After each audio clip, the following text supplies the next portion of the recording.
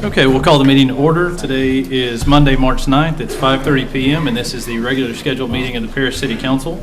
We'll start with the invocation from Gene Anderson, it looks like. Thank you, Gene. And Pledge of Allegiance led by Aaron Jenkins. Please rise. May we pray? Heavenly Father, we're indeed thankful for each and every blessing that you've given us. We pray that you would guide and direct our city leaders tonight as they conduct the business. We pray that everything might be done in a way that's pleasing in your sight and glorifies your name. We pray prosperity on our city, Father, that we might go forth, Father, and uphold your name, the name above every name, Jesus Christ. For we pray these things in your name. Amen.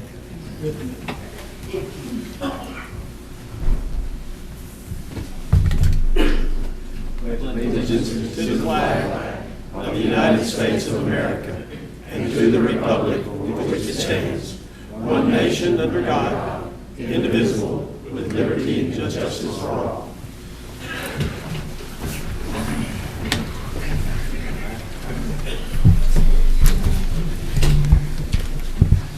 With that, we'll move on to item number 4, the Citizens Forum. Persons desiring to address the council must limit their presentation to no more than 2 minutes. Unless an item is posted on the agenda, the Texas Open Meetings Act prohibits the council from responding to any comments other than to refer the matter to a future agenda, to an existing policy, or to a staff person with specific factual information. Claims against the city, council members, or employees, as well as individual personnel appeals, are not appropriate for the Citizens Forum.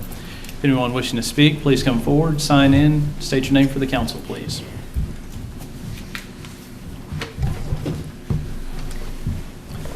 Good evening. My name is Tammy Siegfried, and my husband and I are new residents of Paris, having purchased a home here late last summer.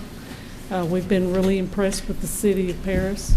Can you talk a little louder? Could you pick the mic up a little bit, please? There you go. We've been very impressed with the city of Paris. We've had several interactions with different departments. We use the public library a lot. We've had good response there. I've called the health department. With the question, didn't meet with anybody, but someone was very, very receptive, very kind, answered all my questions. I've been very impressed. We've had a problem with a water leak at our house, or we thought we had a water leak, dealt with the water department on that, had real good interaction with the city on that. Really impressed. We really like it. And coming from a town of 150, and now we're in the big metropolis of Paris, Texas, we were impressed with the personal care that we got here since we've been here. We've purchased a home that needed a lot of renovation. We've sunk a lot of money into it. Probably shouldn't have done that, but we did it anyway because we wanted to. Nice home. It'll be a nice home eventually. One thing that we've been kind of discouraged about is the lack of pride that people have in their homes. A lot of trash scattered around in different areas of the city. It's discouraging because there's a lot of homes here that could be real showpieces if we just a little bit of picking up were done. The one thing I do have a request on is to get a children playing sign. We live on the corner of 19th Street Southeast and Margaret Street. It's sometimes the Indy 500 there. Would like to, have an 8-year-old granddaughter that lives with us, and we'd like for her to feel safe on that sidewalk. There's a good sidewalk there, and she likes to play out there. So we want to see about getting, and I don't know who to even call to ask. Follow up. Okay. Thank you. Ms. Siegfried, could I get your address, please, for the record? It's 206 19th Street Southeast. Thank you. Thank you so much. Thank you. Anyone else wishing to speak?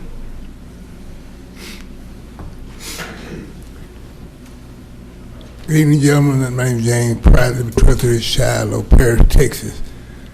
Gentlemen, I come to you to tell you that we need to amend your charter. Everybody got a charter, right? You need to amend it. Page 5 of the charter of the city of Paris says that the mayor is here for the pleasure of the council, not for the people. Page 5, it reads as follows. Including in runoff elected as necessary, the newly appointed private city council shall elect from among its members a mayor pro tem for each of whom shall serve the pledge of the council. You supposed to be here for me, not for the council, but that's what it says right here, black and white. I'm finna challenge y'all, gentlemen, ding dong, and the good old boy system is dead. For the end. We want to try to vote our own mayor and the people. When we want our own mayor, we're like tired of what y'all been doing, dictatorship. 1976, they sued the city of Paris, federal government did. It can't happen again, so let's not let it happen no more. I've been in the house. Tell you something else, Mayor, when Dr. A.J. Hoffman was mayor, he fought for trying to get a vote for our own mayor. Y'all, somebody blocked, I don't know who blocked y'all, wouldn't want to council. I can't say y'all, but it was blocked. We, the citizens of Paris, I got 3,000 people say we want our own mayor. I love you, Mr. Frierson, but we need to vote our own. Because you here for them, not for us. It says right here, in black and white. Y'all gotta do it. If you ever read it, y'all need to check this shit. Y'all need to put your own commission together and redo this thing. Because by November, we will have it again. It's not the last you will hear of me. I'm here to stay. I will be back again with more and more people. Ding dong, good old boys. Those systems over with. PDC's a bunch of joke too. Okay. Anyone else wishing to speak?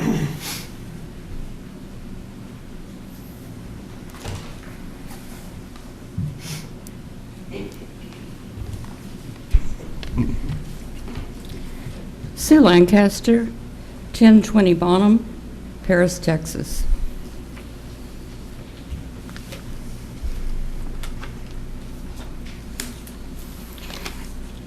At our last council meeting, I spoke to you about the PDC and our feeling that unless we were in complete agreement with the board of the PDC, that we needed to find something else to do with our time. We don't have to agree with you all the time. Everyone has a right to their opinion in which the direction of this publicly funded organization should go. Public input is needed and should be desired. We put forth that a public forum is needed for this and all other city committees. We need true transparency, not how we can circumvent the process or hide facts by a process. We ask the council to create an opportunity for this public forum to be created for every committee or board. We now would like to ask for the same transparency in our local media. The news media is a precious thing. Most of the world does not enjoy the freedom of the press. When I worked for the newspaper, we were charged with certain golden rules. Was it completely accurate? And we were charged with making sure that correct information was given and that incorrect information was quickly recognized and corrected. It is also true that the media should not be threatened with loss of business in order to control the narrative. We're sorry to report that not only did this happen, but the very sanctity of the church was invaded in order to achieve a political gain. We believe in our government and in our way of life. These principles are being threatened with selfish manipulation. Our city is suffering. Its growth is being threatened. Its resources are being directed to a few for their gain. We are asking that all Paris citizens get involved and bring our city back on track. Thank you.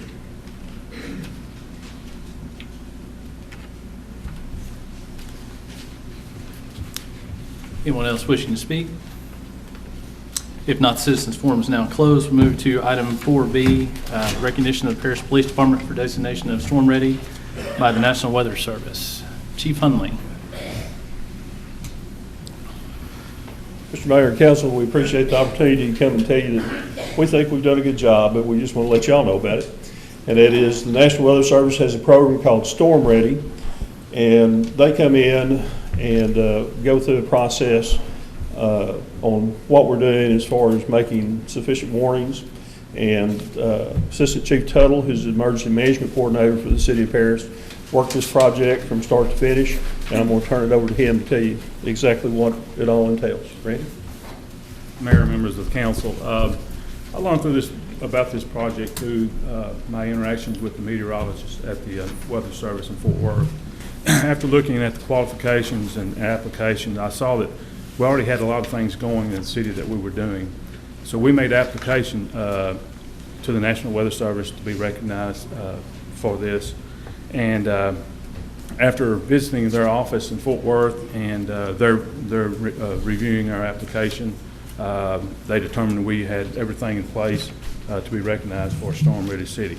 And we recently received that recognition at the storm conference, at the Sky One conference in January at Aiken Elementary. This is good for 3 years, and we have to renew every 3 years, so that means we have to maintain our status to keep this ready. Also, they provided us with signs that we can, with a sign, government cutbacks, just one sign, but we can put signs at the entrance to our city, designating us and showing that we're storm ready, and we'll work on doing that later on. So I just wanted to let you know that we have this thing ready, and we're going to be displaying it at the police department. Great. Thank you guys so much. Good news. With that, we'll move on to the consent agenda. Any of the members of the council have anything from the consent agenda they'd like to discuss individually? Yes, sir. Dr. Hoshby. I want to pull item number 10 and 11 out. 10 and 11, okay. Can I read item 10 first? Wait, I want to pull number 6 out also. Oh, okay, sorry. Okay. So, Dr. Hoshman, you mind if we just go in order with item 6 first, or? Whatever. Okay. 6 is fine. Let's just go. I let's go on. have just a quick question on both of these minutes. And Janice, I'm sorry to hit you with this blindsided, but can you tell, who's the council liaison for the HPC? That's me. Okay. What about the traffic commission? I think it's Aaron Jenkins. Okay. Well, I'm just getting on my high horse. And if you're on these, please do your best to attend these meetings. Sorry. Okay, that's all I want to say. All right. Move on to item 10. Let's see, Dr. Hoshmi? Yes, the item number 10 is resolution extending the initial term of service contract to October 1, 2020 with Pounders Law Firm for enforcing the collection of delinquent taxes. I think they have done a good job, but I'm not sure why we are wanting to extend it to 2020.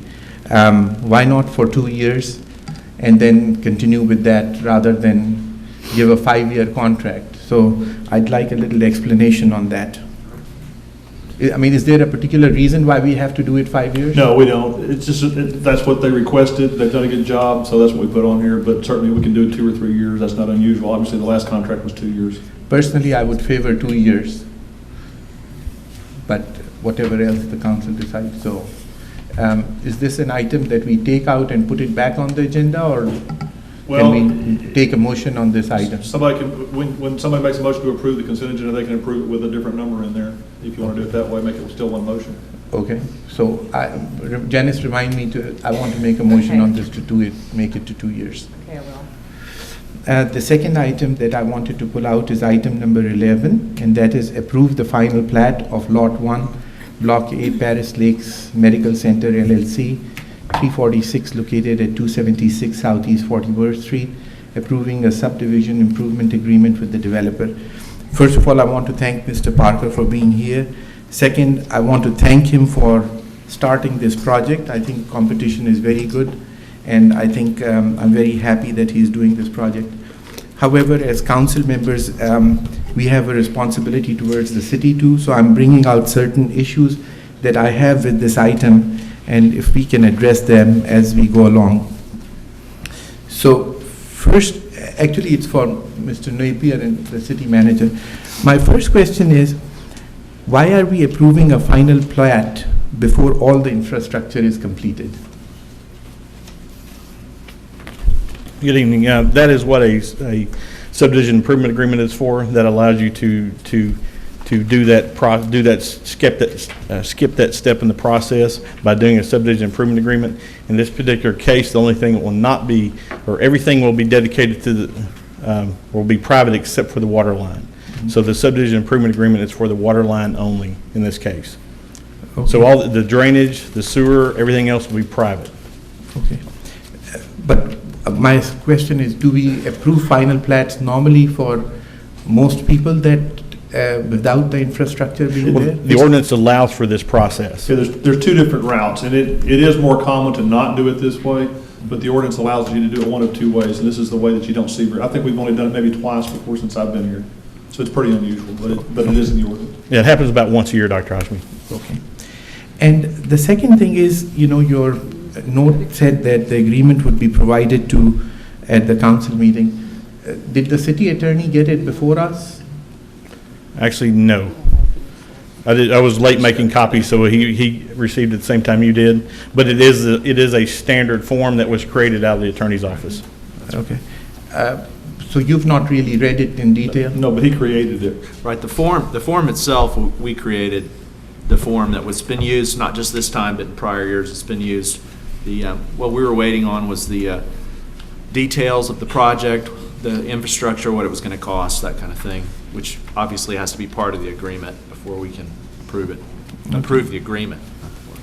And in your packet, Dr. Hashmi, is a copy of the actual final plat is in there. Yeah, I and saw the that. subdivision improvement agreement is behind that. And within that, it does show a plan for the water line and the estimate that the developer received. I'm just wondering, why did we not get it before? Uh, I mean, we've had a whole week before. Why did we not get it? Why are we doing it at the last minute at the council meeting? We didn't receive all the information until this last week at that time. So it could not make it into your packet. We were still receiving some information on Friday. Okay.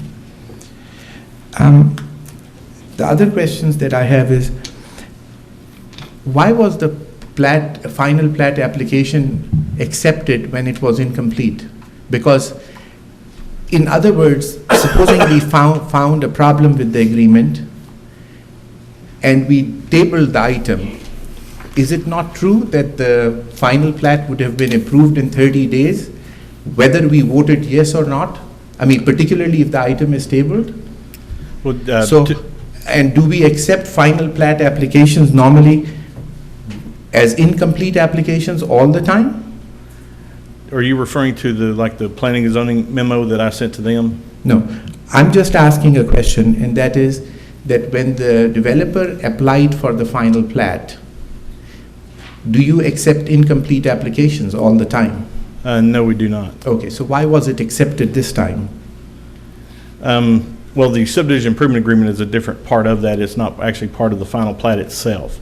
I understand that, but my question remains the same, that if we don't accept with an incomplete application, it puts us at risk that if we don't supposing we table this item today and come back in 2 weeks, we will really have no ground to stand on because it would be already approved even though we may not have approved it. It's an automatic approval in 30 days, isn't it?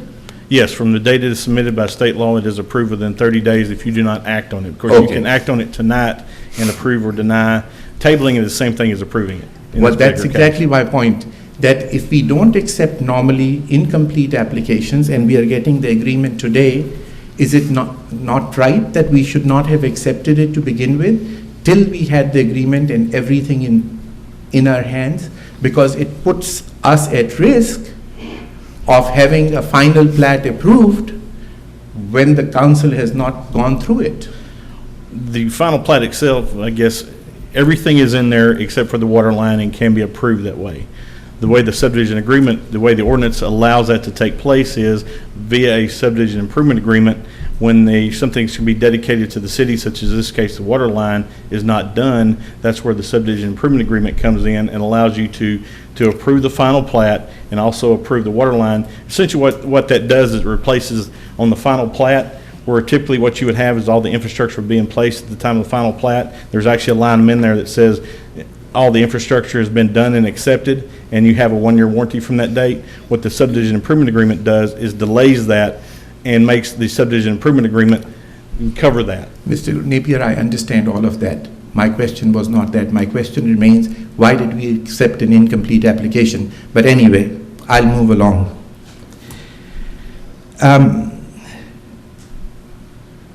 You said that we do this agreement once or twice a year, I'm just wondering, since, I mean, I briefly read the agreement and some of the, since I didn't have time to finish it because it was just given to us, and I think Mr. Parker may have addressed it, but one of the other questions when I was going through this was that what is the guarantee that the builder would build the infrastructure according to the city code? We never saw the agreement, and so for all that matters, he could build whatever he wants, and a year or 2 years down the road, when the city takes it as easement, or if they decide to give it, while we acquire bad roads, roads that don't conform to the city code, we get a lift station that doesn't work, and guess who's responsible?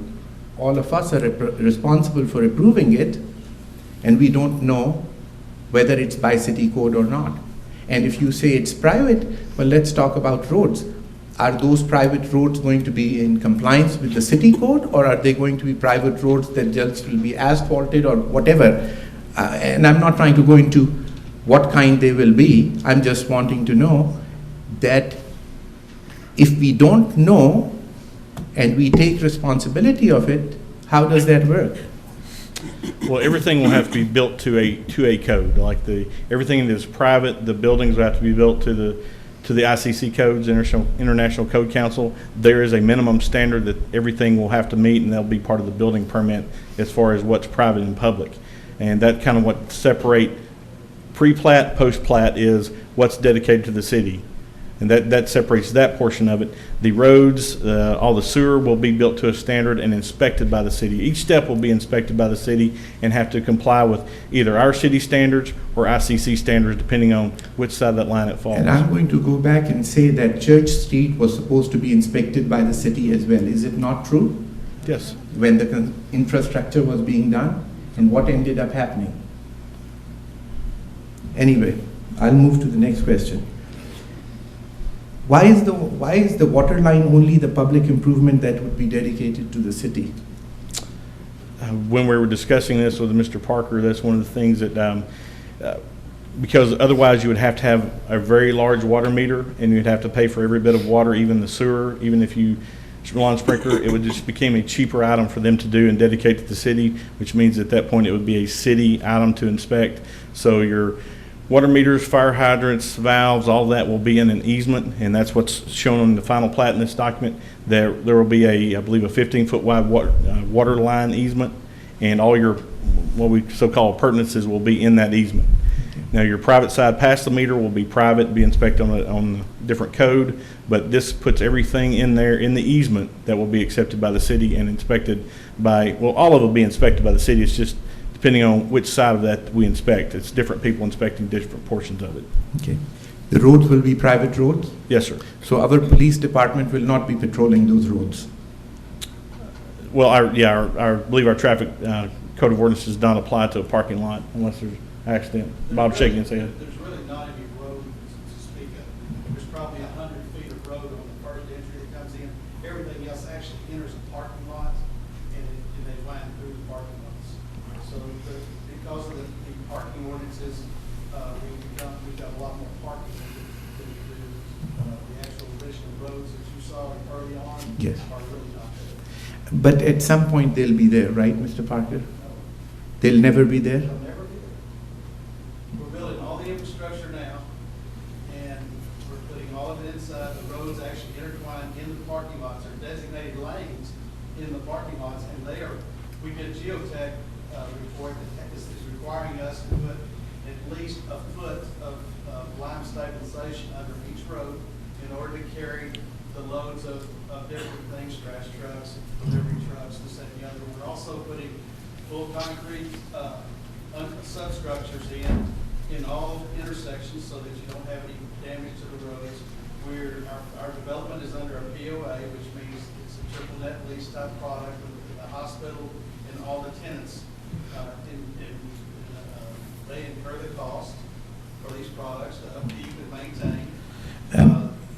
And Mr. Parker, the concern that I had, and for the council as well, is that there are private roads in the city which at one point or another were attempted to be dedicated back to the city.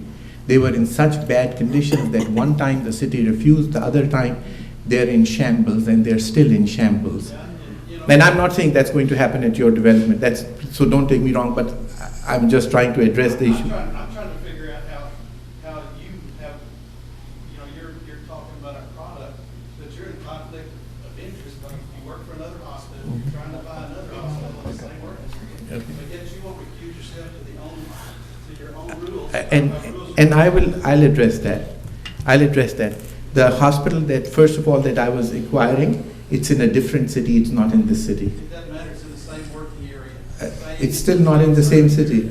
Number two, I don't, Mr. Grubbs is sitting right here, do I work for you? Okay. So I don't work for you. And you don't put any business in that hospital? I put business in the hospital, but I've got no business association with the hospital of any kind. The hospital does not. And what did I tell you, if you want to bring that up, that I will not participate with you till I'm on the council? That is correct. Yes. Okay, That's gentlemen, not if we, new. You know it very well. gentlemen, if we could draw Okay, it back anyway. to the item Yeah. at hand. The issue is Yeah. item 11. Okay. Still have some other questions. Is there a bank guarantee required for infrastructures, or is there a cashier's check required? There's a letter of credit required, and there's also bonds that are required as the process And proceeds. we have that? We do not have that because they've not started any work. That would be required before any work happens. Okay, but if the final plat is approved, they can start the work. No, because the agreement is required with this type of a plat approval, and the agreement requires them to do all those financial things, and that's the things that protects the city because the final plat's being approved early. Okay.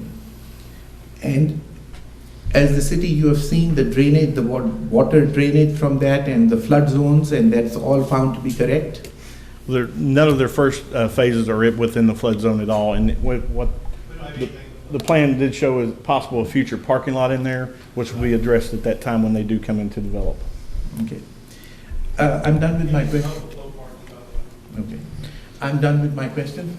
But the one thing that I would suggest is, I have no problem if the city and everybody feels it's okay, but I think the time needs to be given to the city attorney to review this contract first before we approve the final plat. But this is just my thoughts. Kent, is there anything, I know that you may have just received this. This is a boilerplate contract. Is that pretty much?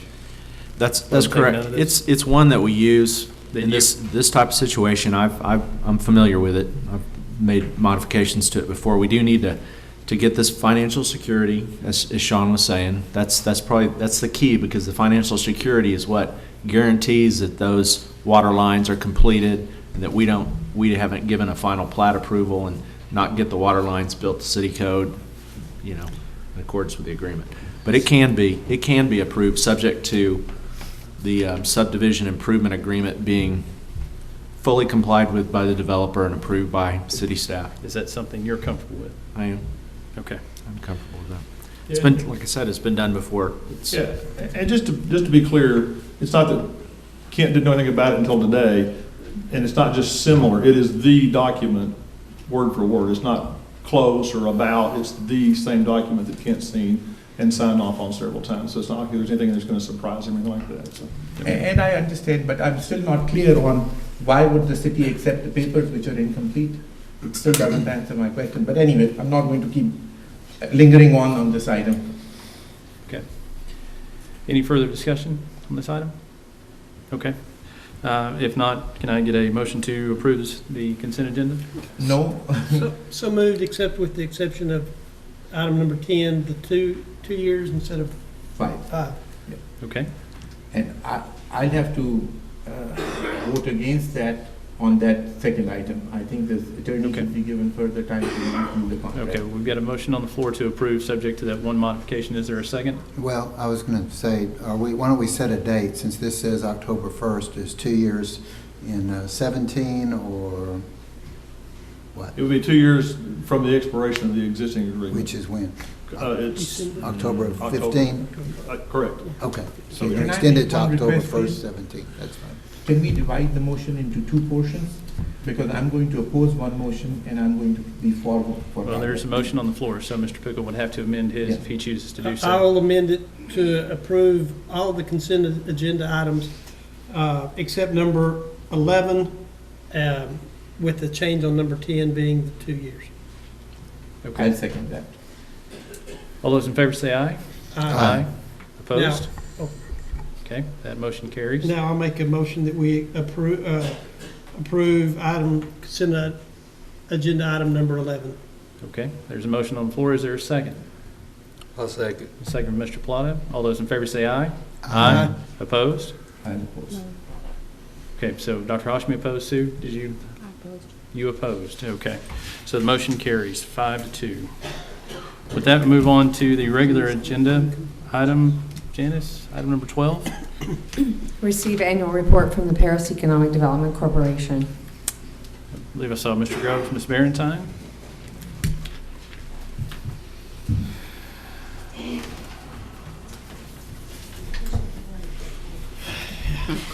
Is it different from what you've given us? 19A, this will go behind regular slide 19.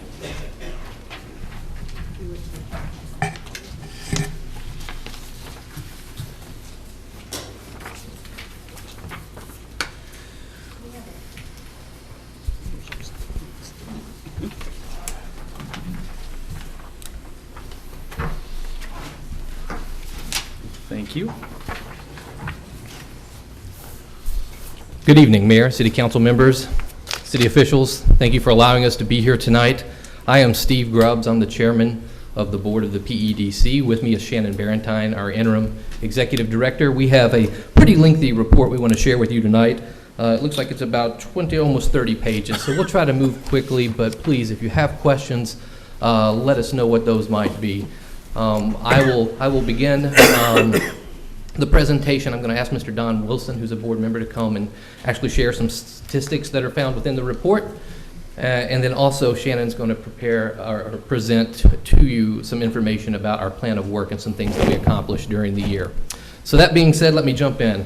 Up on the screens and in front of you, you're going to see page 1 of the report, and we've actually went month by month and listed some of the highlights. Now, this is not all the activity that we had completed throughout the year, but these are some of the highlights throughout the year of activity from the PEDC.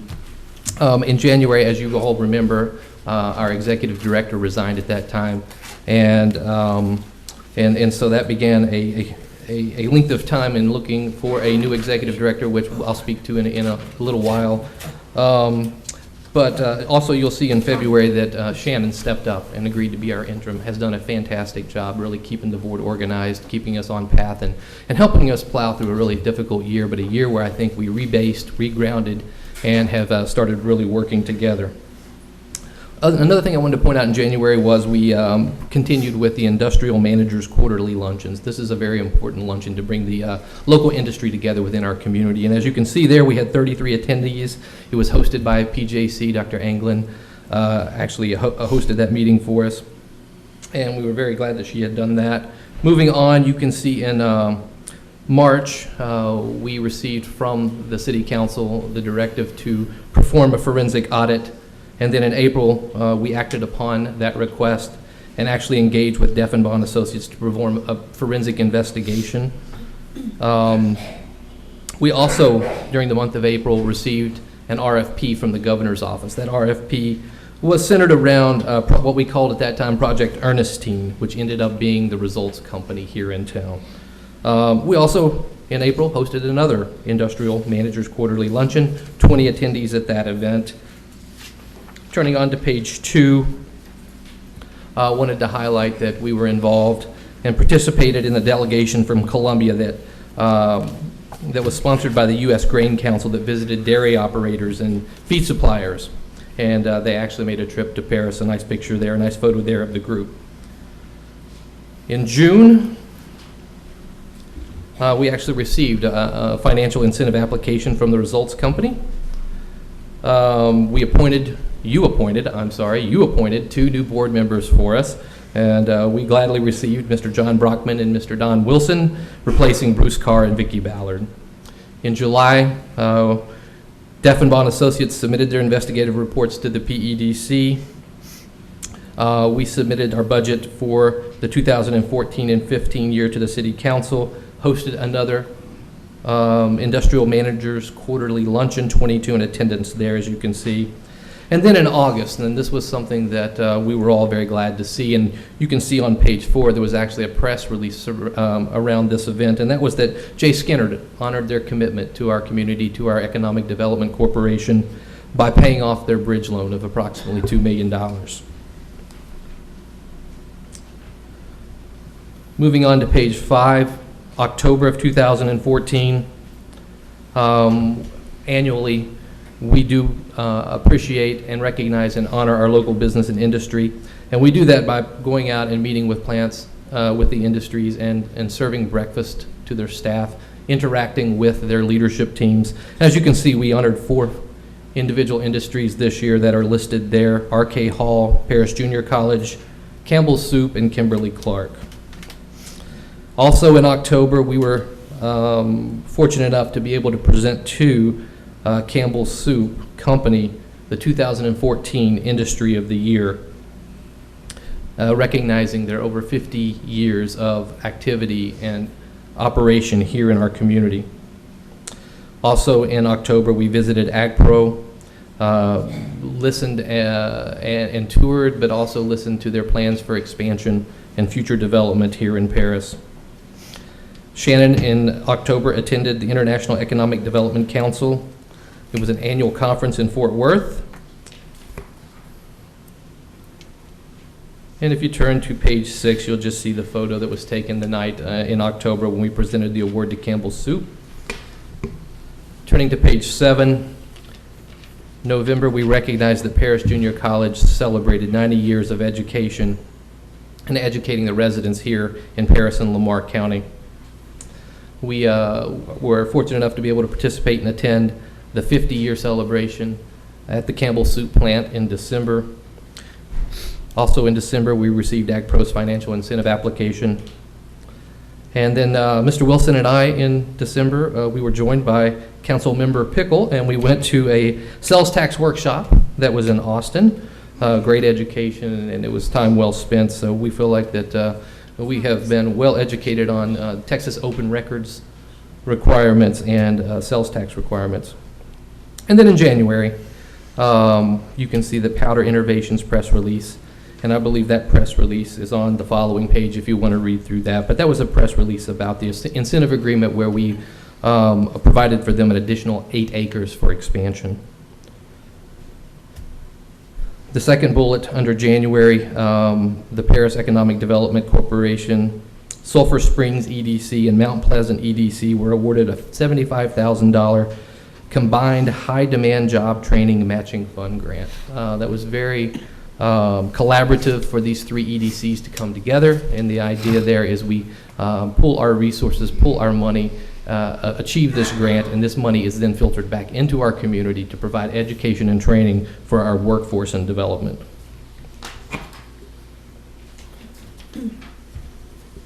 Okay, that being said, I'm going to turn it over to Shannon and let her present to you our annual report and some of the accomplishments that were noted as we worked throughout the year. Okay, so the plan of work for 13-14 involved 4 different goals, and goal 1 was secure primary jobs through industrial recruiting and business retention and expansion. If you'll notice item 2B, that the documentation for site-ready sites and buildings, that the maps and other data are available for any prospect that might come into town and want that information for those industrial sites. And streamlined permitting, licensing, business-friendly programs. Changes have been made by the city in personnel and processes that cover that particular aspect of things. On slide 10 is our goal 2, which is strengthen our local education and workforce training programs to meet employer needs. And we had on there that 2A was implement the Manufacturing Academy using Waco's program and other best practices. That ended up being something that we didn't do.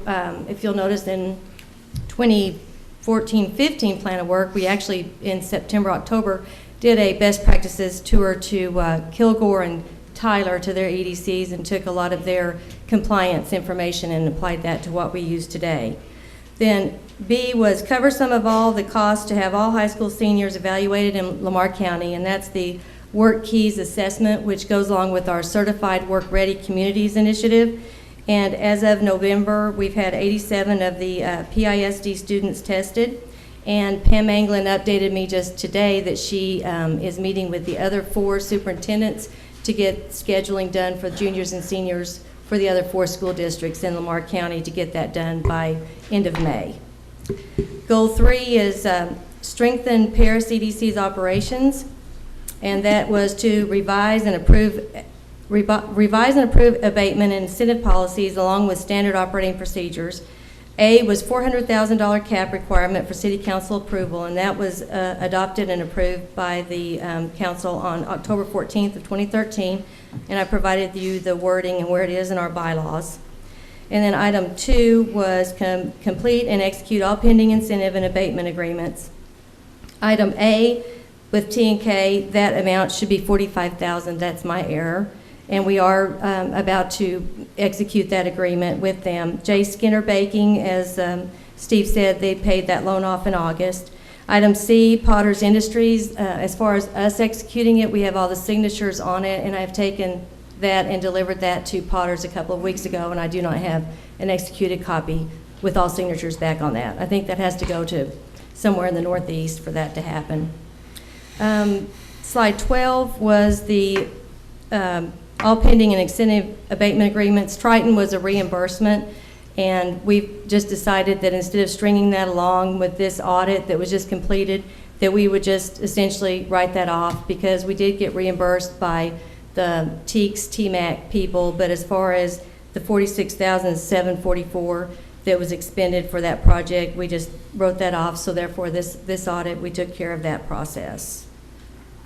Item 13. Goal 3 is strengthen Paris EDC's operations. It's continued, and that's identify and secure alternative sources of revenue. There's where I referenced, there we go. 3B1 was the best practices, and that's where we went to Tyler and Kilgore in September, and we, like I said, we are implementing some of their best practices.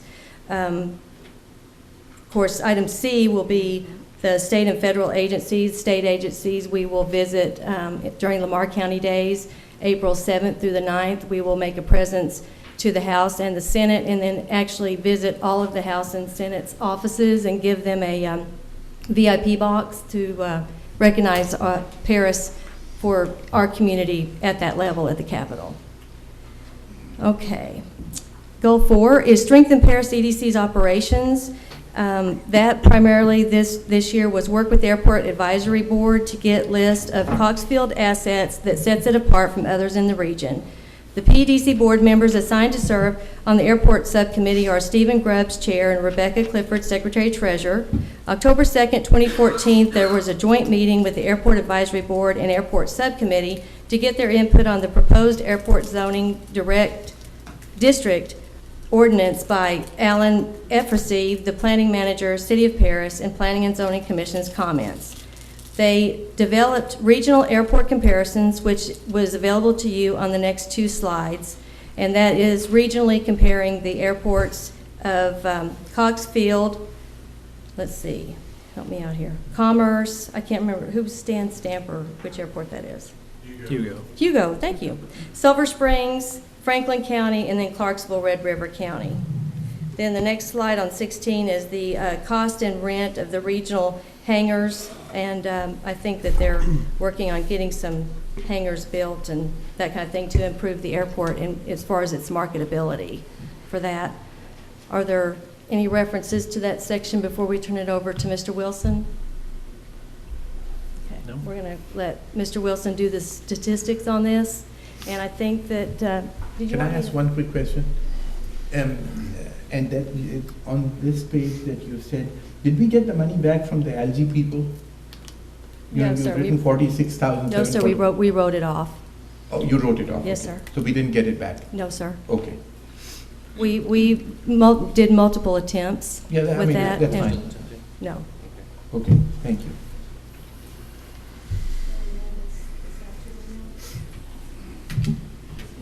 that'd be fine.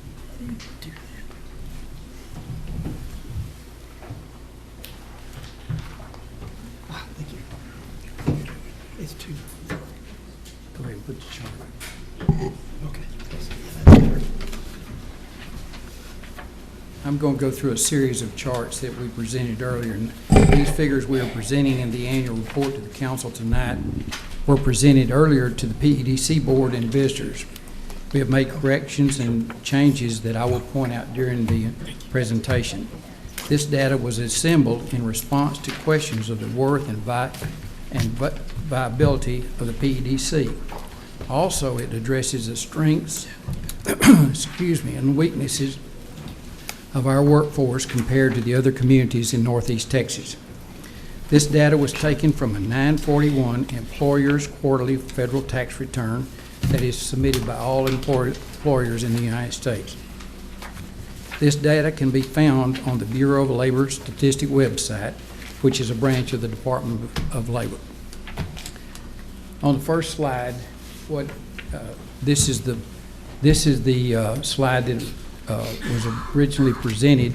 And if you'll note, the very first item on the slide is the quarterly jobs in the second quarter of 2012, and then next to it is the second quarter of 2014. When I originally presented this to the board, I inadvertently put down 3,620 instead of 3,920, which made that 521 jobs different, and this is a corrected copy of that. Also, and thanks to Ray Banks, he pointed that out. He went online, found that error. He also was concerned that the way I was taking these figures, which is, if you look at 4,141 jobs, Shannon just passed you out a printout of what you can find on the website of the Bureau of Labor Statistics. And it has several columns there. First of all, it says April employment. This is for the second quarter, which ends in June. Shows April employment in Lamar County at 4256. Then the May shows at 4275, and then June is at 4141. But I used the June only. And so what I did, I went back and took all of these and averaged them together, took the 3 months and averaged them, and that does, I'm in agreement with Mr. Banks that does present a better a figure and more concise than just taking 1 month. So the next slide will show the changes that happened when I went back and averaged them all. And so, for instance, in Paris, now the average in the first quarter was 3,871 people in 12 versus 4,222 people working in manufacturing, for a net change of 353 jobs.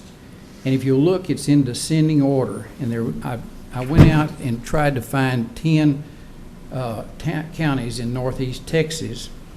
And if you look down through there, you'll see that manufacturing employment in Lamar County stands at 4,224 employees. As you move through there, you look at Smith County, which is a population of 200,000.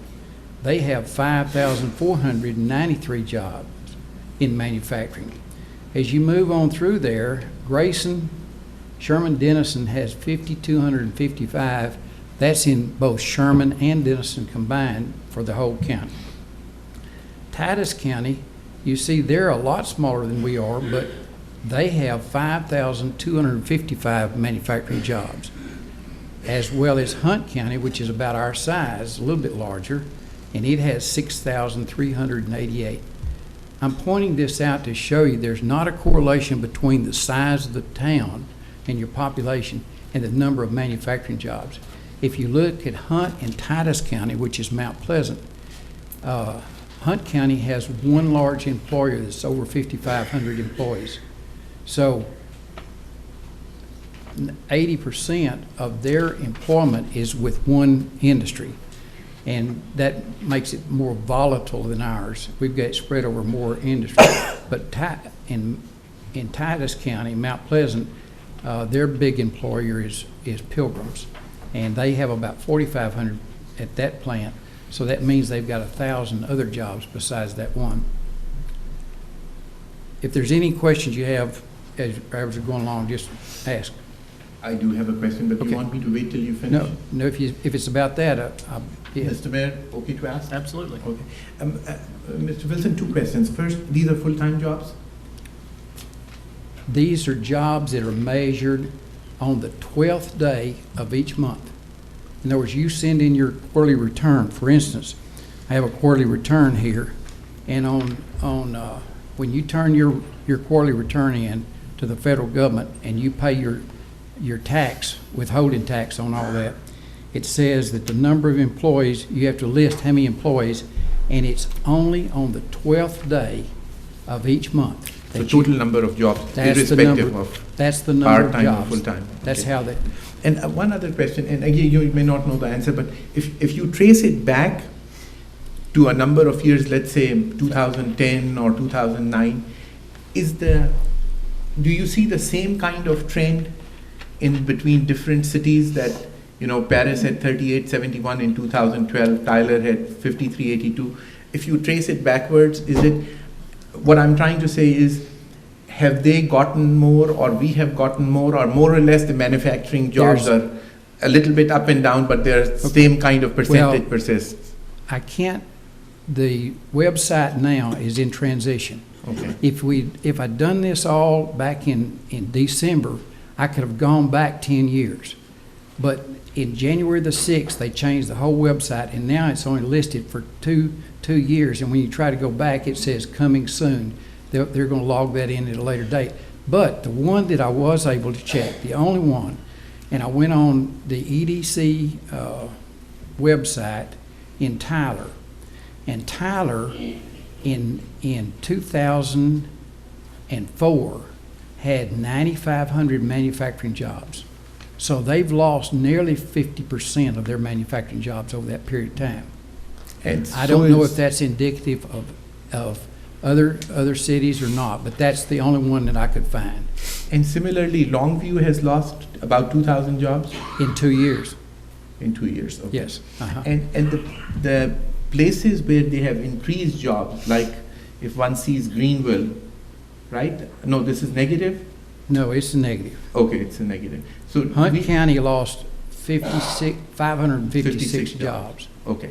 Okay? All right. Good enough. And so, if you look down Hopkins County, if you look at the percentage of change over there, you see that Bonham and Red River County and Hopkins County all had a bigger gain percentage-wise than we did. But the total number is very small. Yeah. Okay. That's fine. Thank you. The next thing I looked at, as you look across the website, it shows the number of establishments, and then it shows the employment, and then it moves over to the total quarterly wages. That's what the is turned in, and it says wages, tips, and any compensation that they receive as a direct dollars is to be reported in this. So even if it's a waitress, they're supposed to turn in their tips as well, which is included in this. And if you look at this, the total payroll in Lamar County in 2012 was 58, in this quarter was 58 million, and it moves up to 66 million. So we had a net change of $8 million per that quarter for increase. Over to the far right, you see that average weekly wages in manufacturing is $1,209, which is a significant amount. If you look down and compare with everyone else, the only one that is higher than us is Greenville, and that's because they have I don't know the name of it, I think it's L3G or something. They have they have a high employment and they have high wages. It's a very good, but also if you look at their total, if you look down at the bottom, or down to Hunt County, we had an $8 million increase and they had a $7 million decrease. If you look further to Grayson County, they decreased their total wages by $11 million, and Gregg County reduced it by $24 million. And in visiting with Mr. Banks, he was concerned about the $8 million and how do you take 221 jobs and you come up with $8 million. That sounds crazy. But I went out and a local industry sent me this, their quarterly payroll. Now this is their quarterly payroll that they had in June of 2014. Their total payroll for the second quarter was $6,319,170. Then in the fourth quarter of 2014, their payroll wages was $9,486,000. That's a $3 million increase in one industry. And they say they've added about 100 jobs, but what was so significant is the amount of overtime that company worked. So you can see that it's not just the number of jobs, it's the amount of overtime that they're working that makes a significant difference in this. So if you look down through there, it's in decreasing order. So again, and back what I said originally, we're just trying to figure out how we stack up, what we're doing, how we relate to other communities, and not use this as an excuse or saying we're doing great or anything. We just need to start benchmarking ourselves and see how we're doing. I mean, you know, where else can we go except to something like this? Because you can throw out numbers and you can talk about the number of employees, but I think that this is the most significant thing you can look at, is the total manufacturing wages paid. Mr. Wilson, I have another question. All right. So, is it possible to know which company it was, or is it confidential? Yes, he didn't tell me not to say it, so it's Turner. Okay. Mr. Glasscock. Okay, so in other words, and did they have increase in the number of jobs, or just the overtime accounts for the $3 million? They have increased approximately 100 jobs out there since. So it was 100 jobs plus the overtime? Plus the overtime, that's Okay. correct. And in addition to that, he told me that as of last week, they have 20 job openings that they're needing to fill as we speak. And did they give any description between this was the amount that was increased because of the jobs and this was the overtime increase? It's in the 100 because jobs they've got a and 3 lot million more business than they had. Okay. And to back up, back to when they had the racial incident out there, and their employment went from 700 down to 350.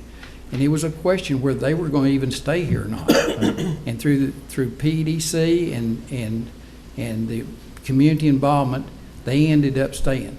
In fact, Mr. Glasscock said that if it hadn't been for Steve Gilbert and PEDC, that Dr. Hoshman, this is just what the man said, okay? I'm not disputing, Mr. Wilson, Okay. I'm just listening I'm to saying you. that he said that Turner Pipe would not be in Paris today, okay? That they came down, and that's just what the gentleman said. He's a patient of yours, you can ask him and find out if that's. I believe you, I don't need to ask anyone. He would be glad to come forward and say that.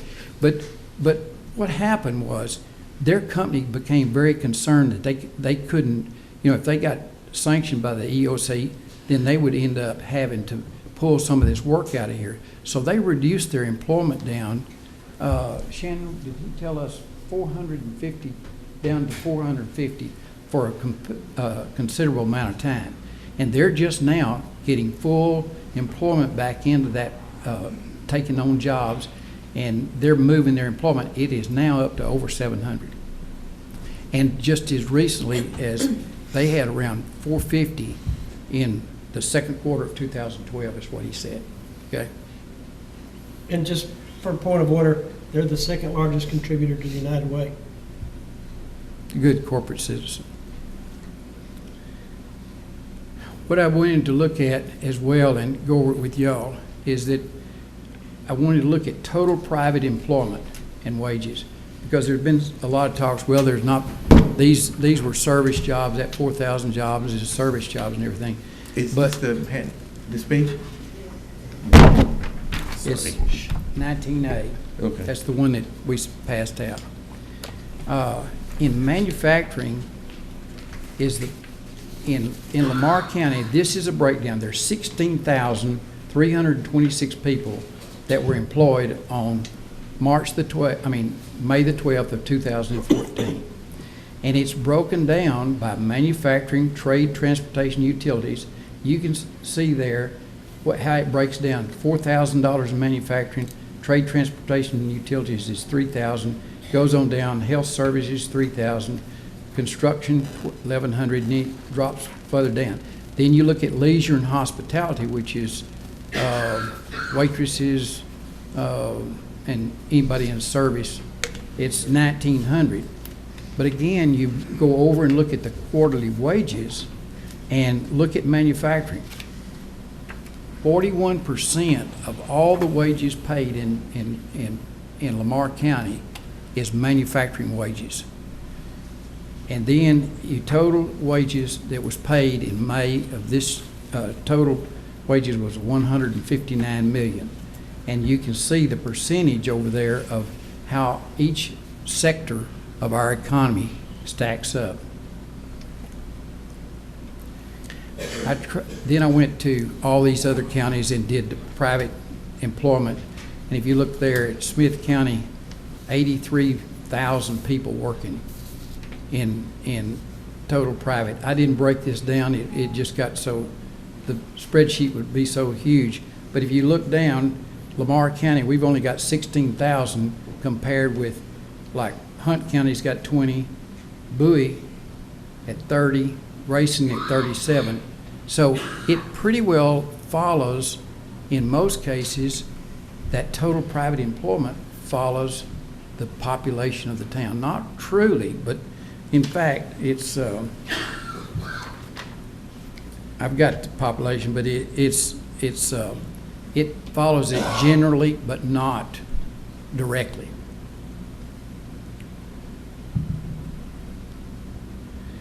This slide 21, is a comparison of the net change in total private employment in these communities. And if you look at, okay, we looked at manufacturing, and Paris held its own. Well, it was number one in manufacturing, both in dollars of wages and in numbers. In this particular case, when you look at total private jobs, we stack up in the middle. We're down here at 8.6, and you got Hopkins County and Fountain County 11. So we're even higher than Smith County at 8.6%. So we're doing okay in that as well. When you're comparing with what has happened over the last 2 years. And it would be, Dr. Hashmi, it would be very interesting when that website gets up and they get it all the older back data put into the new website.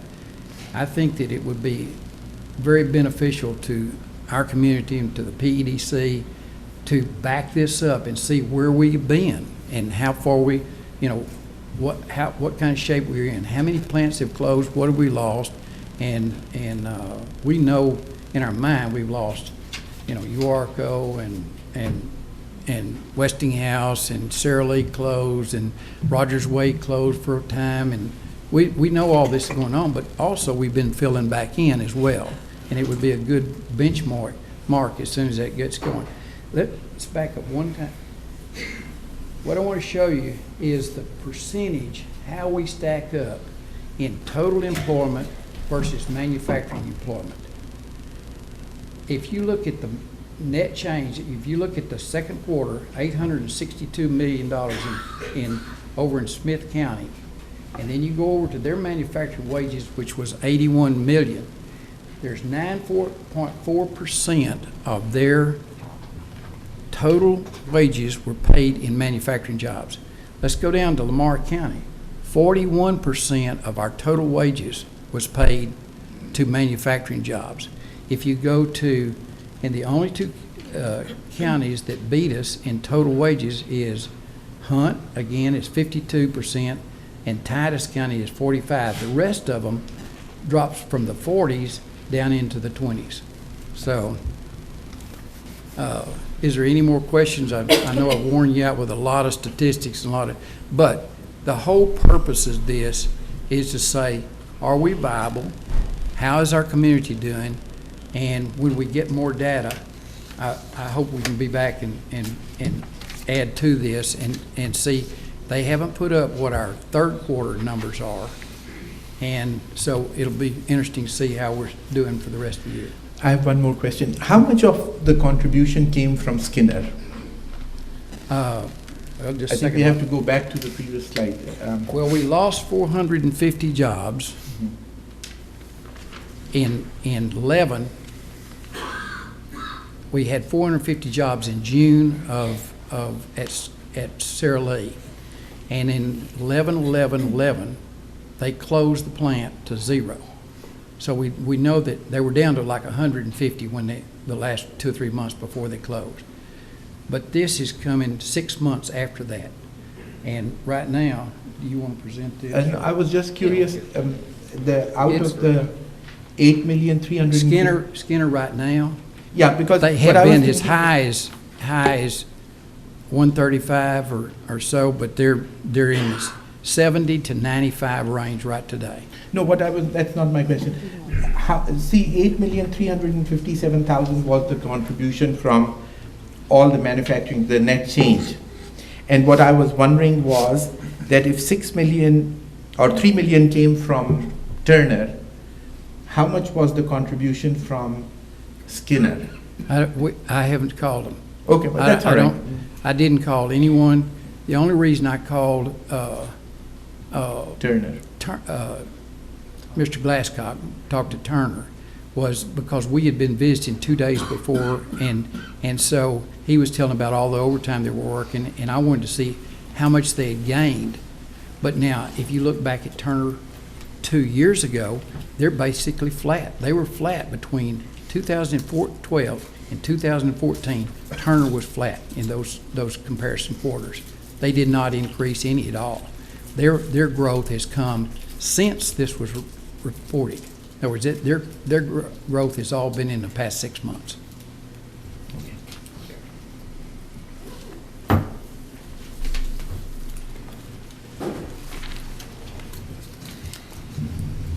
Thank you, Mr. Wilson. I know we've taken a lot of your time, and I'll try to wind it up fairly quickly. When you look in your packet there, page 21 through 24, these are our audited financial statements. You saw these a few meetings ago and reviewed and approved them, so they're there for your reference. Page 25, projected cash flows.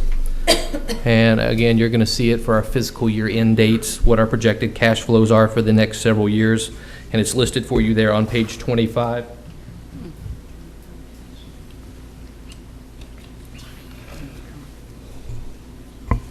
And I guess I should say page 26 as well. When you look on page 27, we call them capital expenses, but these are really the incentives that are potentially due, provided that each of these manufacturers and industries meet their obligations. These are the potential incentives, and you can see the year that they fold in on that schedule. It's important for us to maintain that on an ongoing basis for cash flow purposes. Page 28, this is the part I really like, and this is the part of projects that are in the pipeline. Obviously, we can't talk a whole lot about those at this point, but you can see that there are 5 listed there. One is inactive, the rest are still active and being worked. So hopefully future information forthcoming on some of those projects. And then the final page on page 29. And what we wanted to point out here, and there's a lot of data on this page, but it talks about our last 4 years, and it talks about the agreement for jobs. It talks about their current status as far as the companies that are listed. And then it talks about how much we've provided in incentives. You'll note here, although it says $4.2, almost $4.3 million for a 4-year total, that also includes the Highway 24 widening project that the PEDC agreed to help fund for $1.4 million. And that being said, myself and Shannon, we're open for any questions that you might have. Great. Thank you, Steve. Shannon, Mr. Wilson. Anyone else on the council have any other questions? I have one more. Sure, Dr. Hodgson. For Mr. Wilson. You know, I think the goals that have been set to begin with, let me just get to the first page where the goals were set. From your presentation, it appears that most of the things that we have gotten are from manufacturing jobs, correct?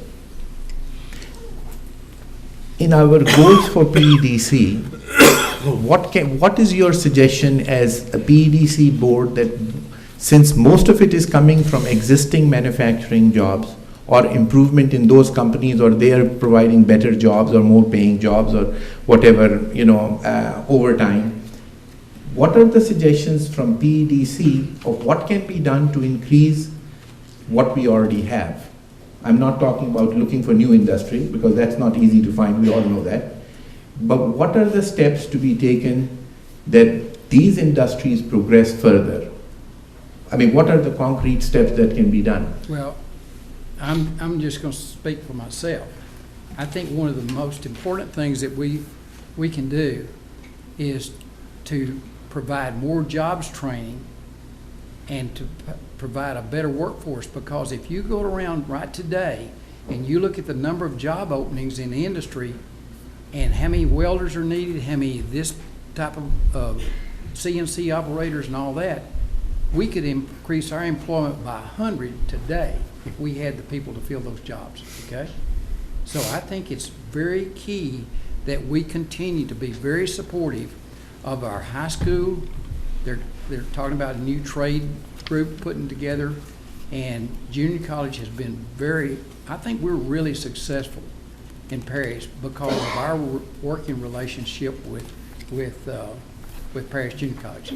They come, so that's one of them, I think, the most important thing. I think there's another opportunity out there for us right now in the fact that the EB5, is that right? The EB5 industries that are coming to town and looking, and one of the things that we need is we need a site ready where a shell building that we can build out within 3 or 4 months, because they go around and they look at, there's 15 counties in Texas that are approved for an EB5 industry, and that's where foreigners come in here and loan money to an industry in order to get themselves a visa or a citizenship. Now, EB5 is only for manufacturing, or I thought it was for retail and manufacturing? It's for both. Okay. But there's a lot of play in that right now. We've seen 2 come through Paris in the last 4 months. Manufacturing jobs? EB5 funded. Yeah, EB5 funded, but manufacturing or retail? Manufacturing. Okay. And can I add to that too?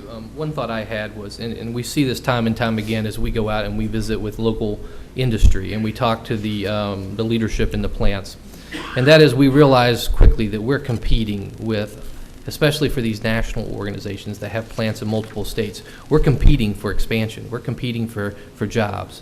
And so I think, Dr. Hashmi, to your question, what can we do to support them? It's what we're doing. It's having an engine, a vehicle like the PEDC that can remain close to them and let them know that when it comes time for planned expansion, when it comes time for you to consider where you're going to grow and add jobs, that we want it to be in Paris. And I have one other question from the city manager. Let me say one other thing. I think that if you look at the environment of taxes, that economic incentives are one thing for industry. And I think they use that as a gauge of how willing is your community to support industry. It's not the $1 million that we came up with incentive for Campbell Soup. It's that Campbell Soup understands that we're here This community is behind them. What is really important to them is that, and that's in your hands, is tax abatement, because Texas does have higher ad valorem taxes in other states. And in other states, in Oklahoma, they abate not only the school, they abate school taxes and everything. So we're at a disadvantage in the state of Texas because of high taxes. And so I think that the city council, the county, and the junior college has a bigger role than the PEDC, is what I see. Okay, I think that's extremely important. Did we buy any of our pipes from Turner while we were changing the infrastructure? I don't know because, of course, those were contracted out, so I'm not sure who the suppliers were for those contractors. Okay. All right, good enough. Thank you guys Any other very much. questions? No? Sounds All right. great. Well, thank you all very much. Thank you for your continued You bet. support. Thank you. Okay, Janice, move on to item 13. Discuss, conduct a public hearing, and act on an ordinance considering the petition of Don Howell for a change in zoning from Neighborhood Service District to a Commercial District on Lot 4A, City Block 354, located at 4100 Southeast Loop 286. Mr. Napier. Good evening. This particular item, Mr. Howard submitted an application to change his zoning. This property is located, if you're familiar where the Paris Lakes is, this property is located just due north of that, adjacent to this lot, and fronts Loop 286 on the southeast side, just south of Big Sandy Creek. It is 1.634 acres of property. As you can see there, and there is a small building on it, which it's addressed at 4100 Southeast Loop 286. Planning and Zoning Commission did recommend approval of this item by a vote of 5-0. The subject tract is currently zoned neighborhood services, and I think as Mr. Howell was saying, this was previously a temporary real estate office at one time, is why it's zoned that way. He is wanting to develop the property for commercial use, kind of in conjunction with Paris Lakes, and he's requesting a commercial, which is the same zoning that Paris Lakes is requesting as well for that. So it would be there would be basically the same type zoning in the same area. And being that this is 1.634 acres, the other tract being 40 acres, all adjacent to each other, which their northern boundaries also is Big Sandy Creek, which is a floodplain, which Dr. Oshby kind of alluded to earlier. It's kind of a barrier from properties to the north. Then you do have the loop and 41st Street kind of separating all these properties from the west as well. I'm kind of covering both of these because they hit in the same area, the next two items here a little bit. Like I said, P&Z did recommend approval on that, and staff does as well. So any questions you guys have this Can I particular? ask just one question? What the heck is a neighborhood service district? Just like it sounds, it's some sort of a business almost you run out of your house. Okay, that makes sense. Any other questions at this point? We'll open up the public hearing if not. Okay, with that, the public hearing is now open. Anyone wishing to speak for this item, please come forward. State your name for the council, please.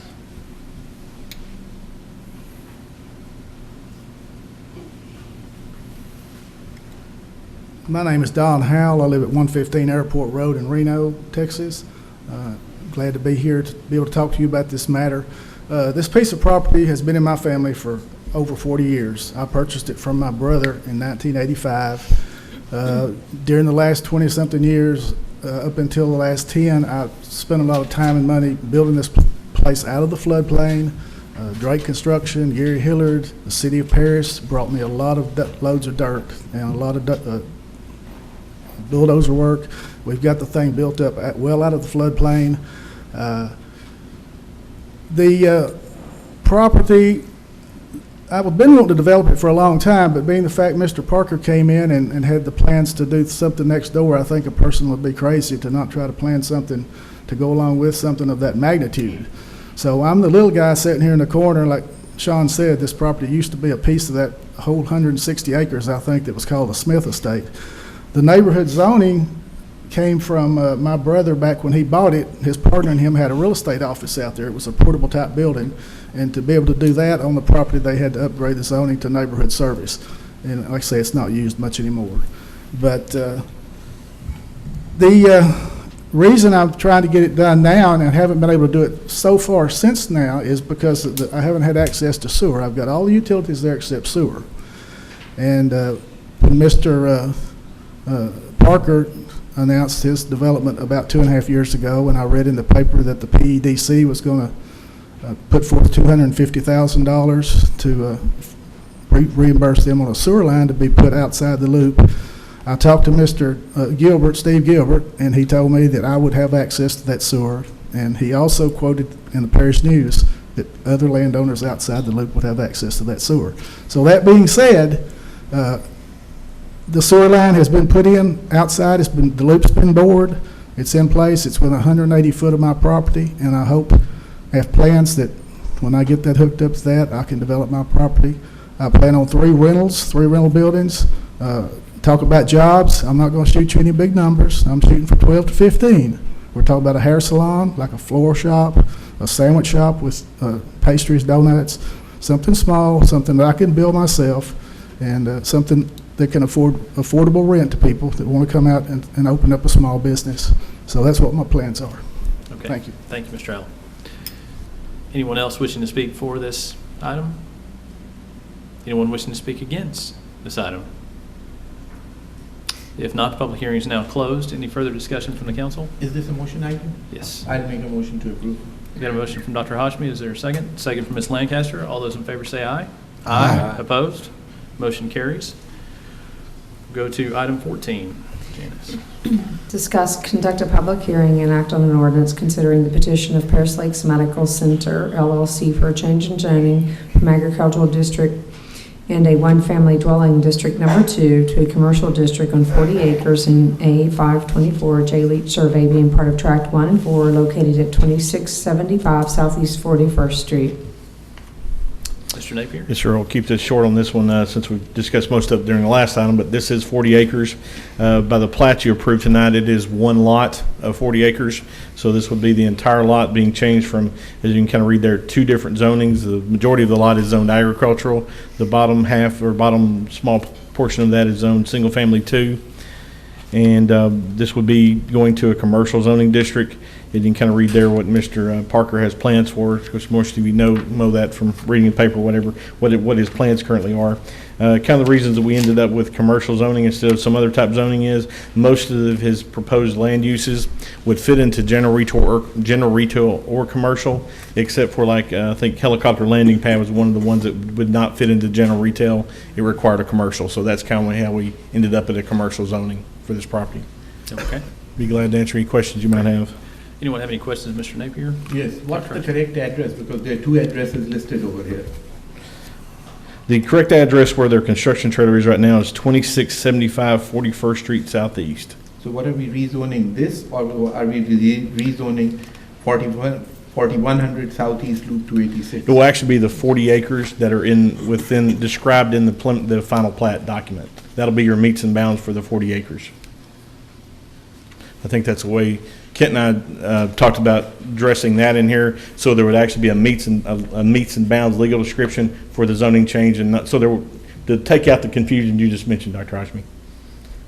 I'm still confused, but Mr. Michaelia, can you explain? I think what we agreed, or Son and I talked about, was identifying the property as it's platted, as it was just platted tonight, Lot 1, Block A. Of the Paris Lakes Regional Medical Center Edition. Paris Lakes Regional Medical Center Edition. Okay, so this thing that you have it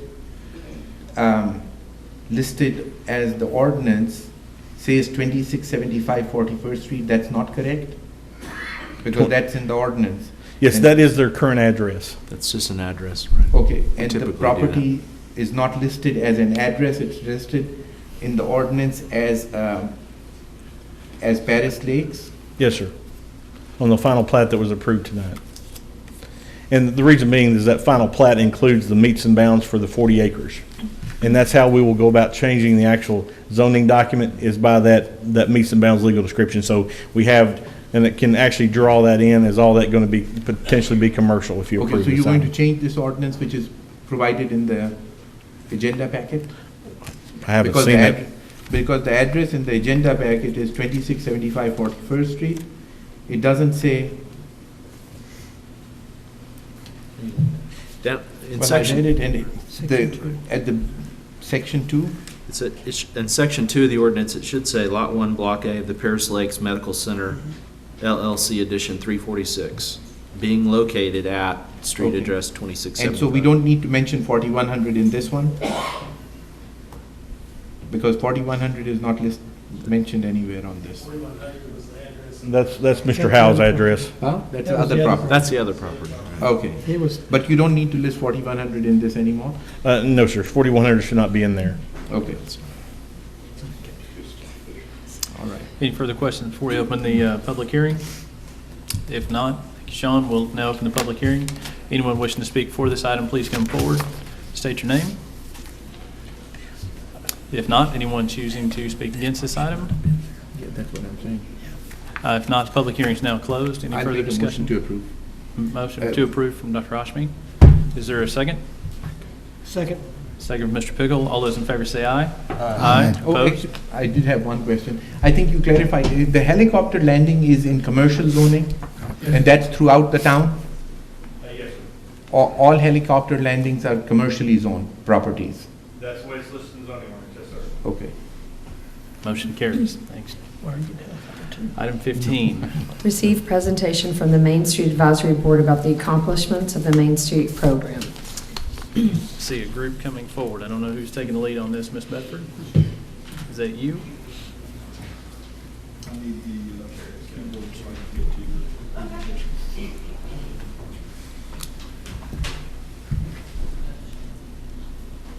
Or you can just hit escape.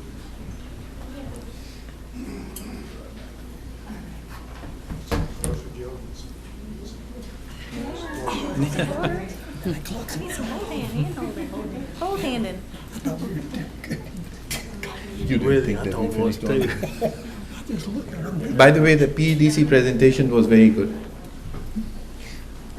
Mr. Wilson's not paying any attention. Your presentation was good. Ms. Bedford. Hi, Council, Mayor.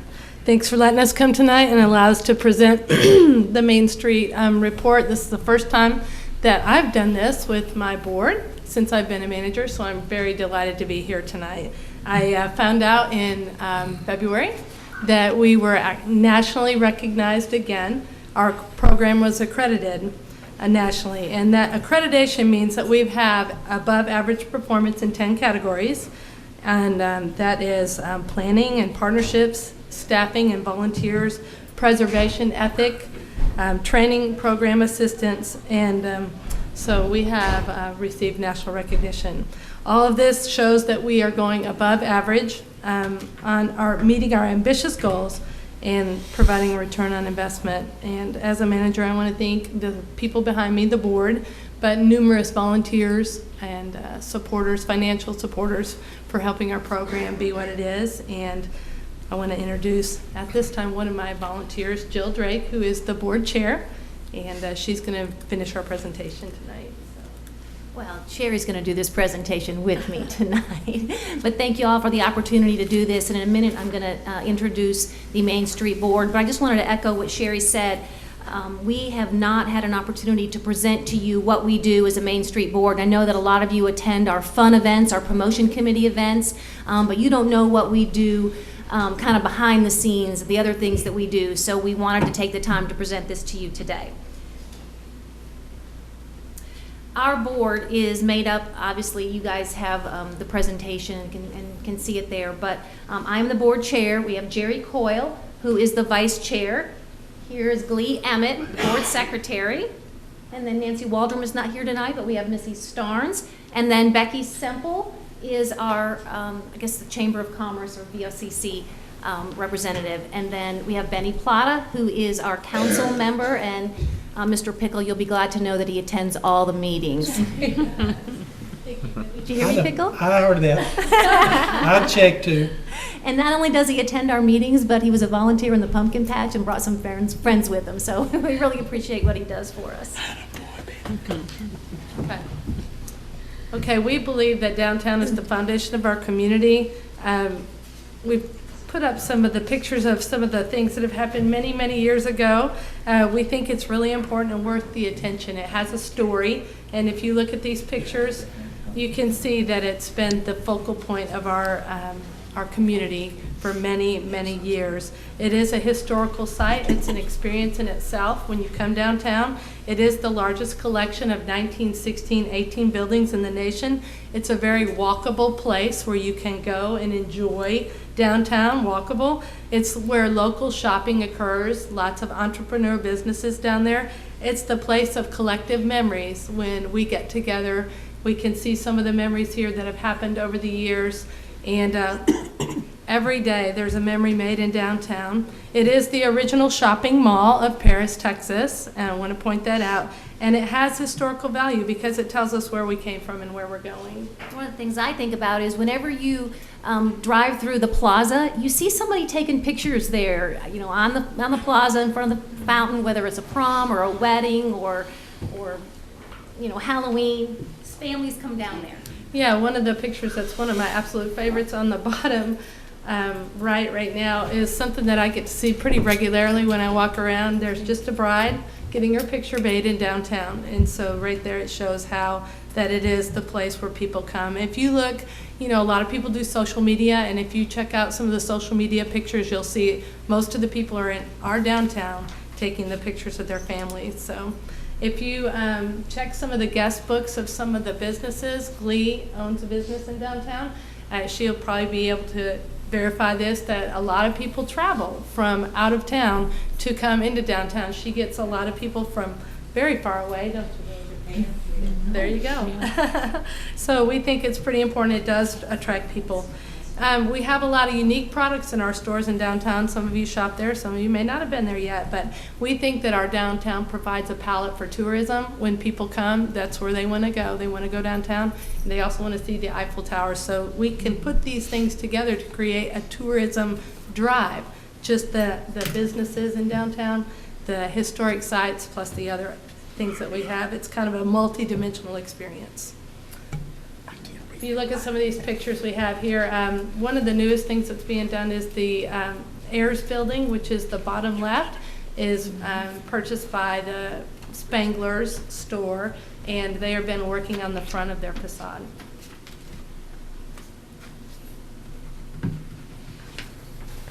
Okay, we've got some other pictures here where it's the place where people can start a business and it can really be nurtured. We have a Main Street manager that assists, but there's also community partners that come together. Up at the top right, you can see Paris Optical. They just held their grand opening for their new business. They're expanding. We've got vendors at the farmers market, and then at the bottom right is some of the new business that joined us in 2014.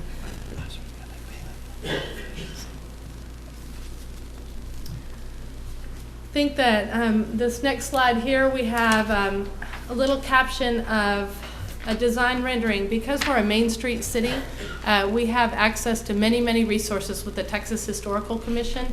And one of those resources is to figure out what our buildings could look like if they're going to be rehabbed. And so I've cut a little section out of this particular building. This is the 100 block of Lamar Avenue. And you may not remember it, but it had this little red doghouse looking thing here. And when you look over on the right side of the black and white picture, that was the Paris News building, and that's what it looked like.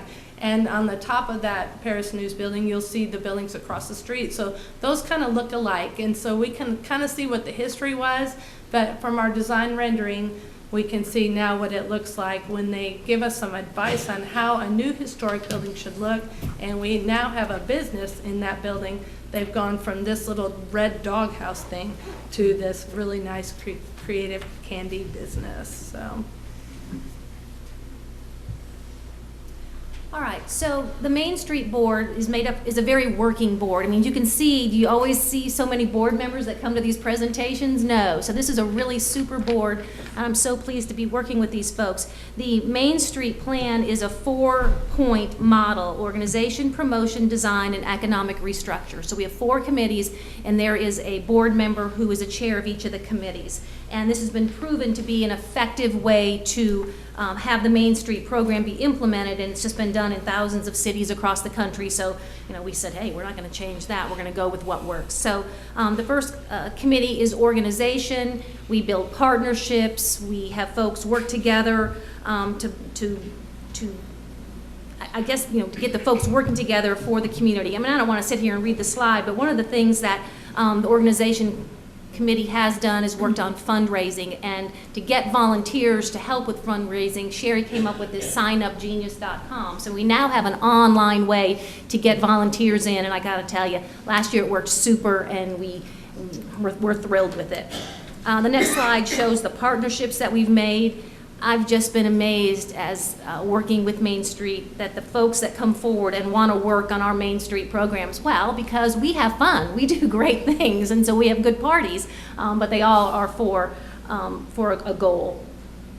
The fundraiser we did last year is kind of near and dear to my heart. This was the 6th Square at the Gibraltar. I've been on the Main Street board for about 3 years now, and for the first 2 years, the very bottom said future agenda item, downtown restrooms, downtown public restrooms.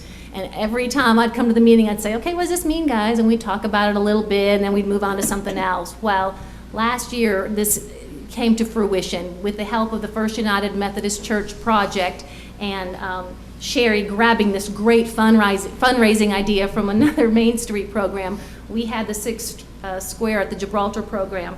We had the goal of $45,000 to raise funds for the public restroom. We were so pleased with the Methodist Church product, but we said, well, my goodness, we've got to do something as well to show the community and to show the city council that we are partners in this. So in the last year, we raised $10,000 for the 6th Squared program. We had a painting that sold for $3,000. A volunteer painted something and sold it. Other special products was $2,055. The antique fair, which the Paris Downtown Association worked on, was $8,000. The movies in the park concession stands and other projects was $5,000. We got a grant from the Texas Downtown Association for $8,000, and our local Rotary groups pitched in the last $10,000. So we are super proud of ourselves just as a Main Street program being able to raise $45,000 to help with the public bathroom. So the organization committee also tries to thank our volunteers because they really worked their rear ends off last year, as I just told you. And so what we've tried to do is do some fun things to thank our volunteers. We sent them all a little thank you note in the mail for the Pumpkin Patch Project, for Mannequin Night. We sent that out. We actually had a, well, here's some pictures of our pumpkin patch, Gospel on the Plaza, and Movies in the Park, some of the things that we've done. But we had a thank you.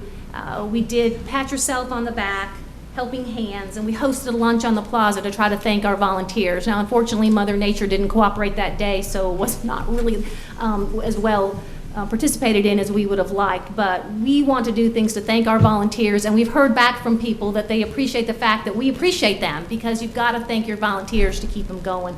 And I got to say, I think that people love to work with Main Street. As I've said several times, we do fun events, and people enjoy working with us. So our Main Street volunteer hours last year were over 2,000 hours, and I've been told that there is a price of, $21 per hour for volunteers, so that's up to $42,000 that our volunteers did, if you want to put that into an actual cash amount.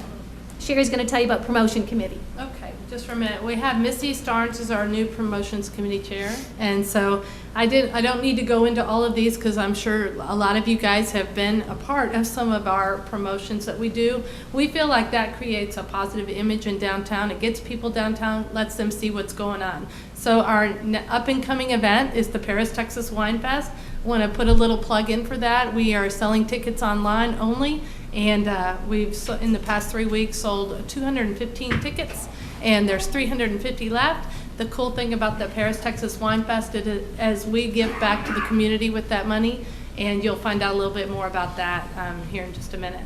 But we've done all these events that you see listed here in 1 year, and so there's more than one event per month, and so we are very, very busy, and that's why it takes the over 2,000 people to make this happen. And this doesn't list just anything that the Paris Downtown Association is doing either. This just lists Main Street events.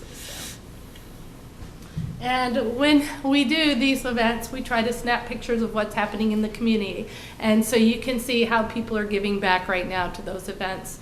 On the top left is August Hunt. And then we had a downtown trick or treat. I love the one in the middle, the two guys that helped us at the Christmas tree lighting. And then our last year's Wine Fest poster. And you can see the bluegrass folks that are playing at the Music on Main. Okay, design.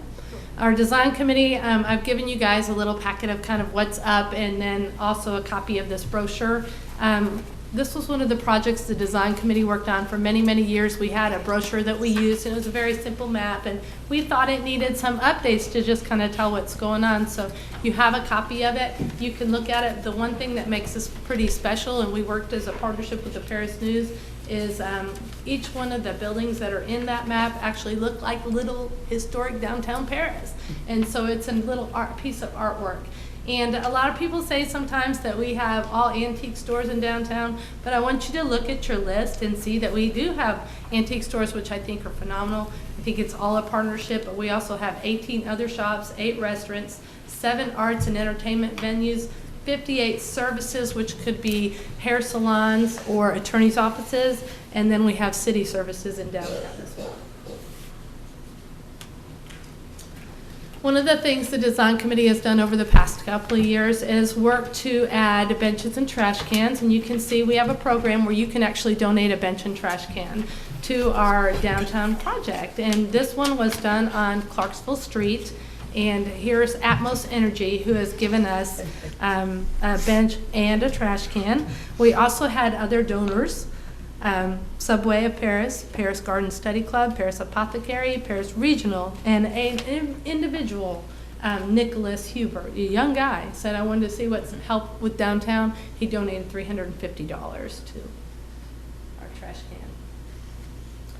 And new sidewalks, this is a project, of course, that we work on as a city, but we are eligible for Main Street grants because we are a Main Street city. And so you can see some of the changes right here on Clarksville Street. I'm using Clarksville in this presentation, but this is a before and after of the sidewalk. But other projects that have been done are listed right here. And we are working on finishing one right now on Lamar Avenue as South Main and some on First Southwest and Northwest. One thing I want to add that's important about some of these Main Street grants that we're eligible for, it's because of the other things that we do with Main Street, because of our awesome volunteers and the hours and other things that we've done that we can put those on these grant applications. And so we get extra points for those things. So I think that's real important for you guys to know that the things that we do behind the scenes on the side help get grants that put sidewalks in our city. With design, we want to keep preservation in mind. We do have a nationally registered district, like we talked about, and it is worth preserving. Without it, we would be anywhere USA. And so one particular project we have right here, and many of you have enjoyed, is 107, one of the newest restaurants. It actually appeared in a small business survival blog about the best use of a building without a roof. And not so long ago, this building actually lost its roof, and there was a lot of question on whether or not it needed to be torn down.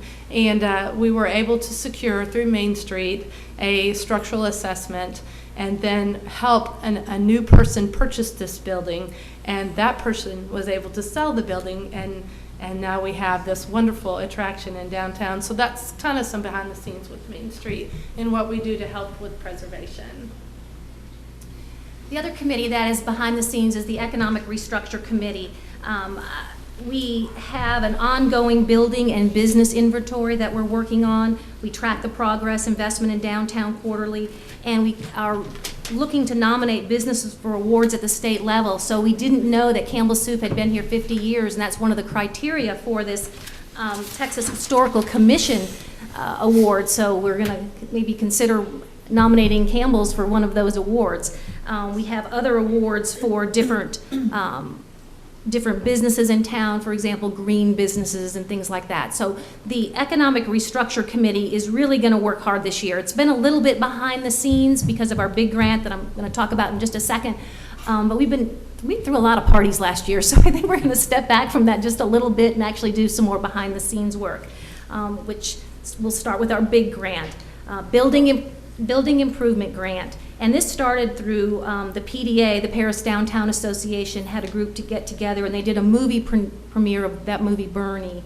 And so they got sort of some seed money to start this. And then now the Wine Fest, which, I don't know, Sherry, 10 to 15,000 a year brings it in, that we now put to our big grant fund. And what that is building improvement grant. So folks in town can apply for this. It is a reimbursement grant, so they have to do the work, but there are obviously certain criteria. It has to be for, a roof or electrical, things that are going to help maintain the building. We have a checklist of things that the folks have to go through in order to apply, and of course we review it pretty strenuously. So on this first slide, we have our very first big project grant recipients, the Wicks, for their Paris Optical. They received $5,000. It was just phenomenal. And they also got an HPC grant for $2,500 for the work that they did. So here is a business where they've gotten actually 2 grants locally in order to make their building look more historically accurate. And of course, since then, you saw the picture where they bought the building next door and have expanded their business. We also have other big recipients. Let's see, I don't know if you can tell what the pictures are. Okay, then the first one is 107, obviously, we just talked about them. Then the second one was the Antique Mall, that's at 2 Plaza.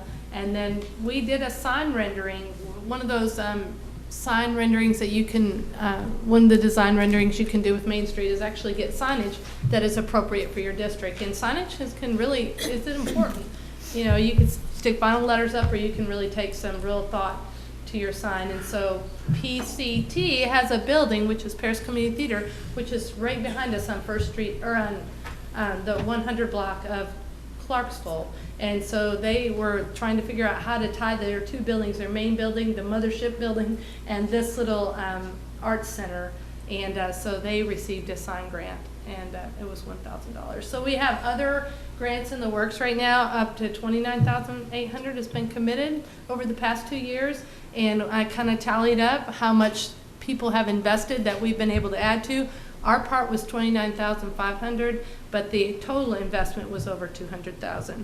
So improvements are being done in our downtown privately, and we're just trying to incentivize them. So The last thing I want to speak with you tonight is about the centennial celebration for the centennial of the 1916 fire. Main Street felt like somebody needed to get behind this and kickstart. So we had one meeting, it was on Tuesday, March 3rd at the community room, where we had quite a good turnout, about 30 people came, and just discussing ideas about how we as a city and a community, or as a county, how we can celebrate the rebuilding of Paris. So we were getting ideas about, the Year of the Smile or whatever.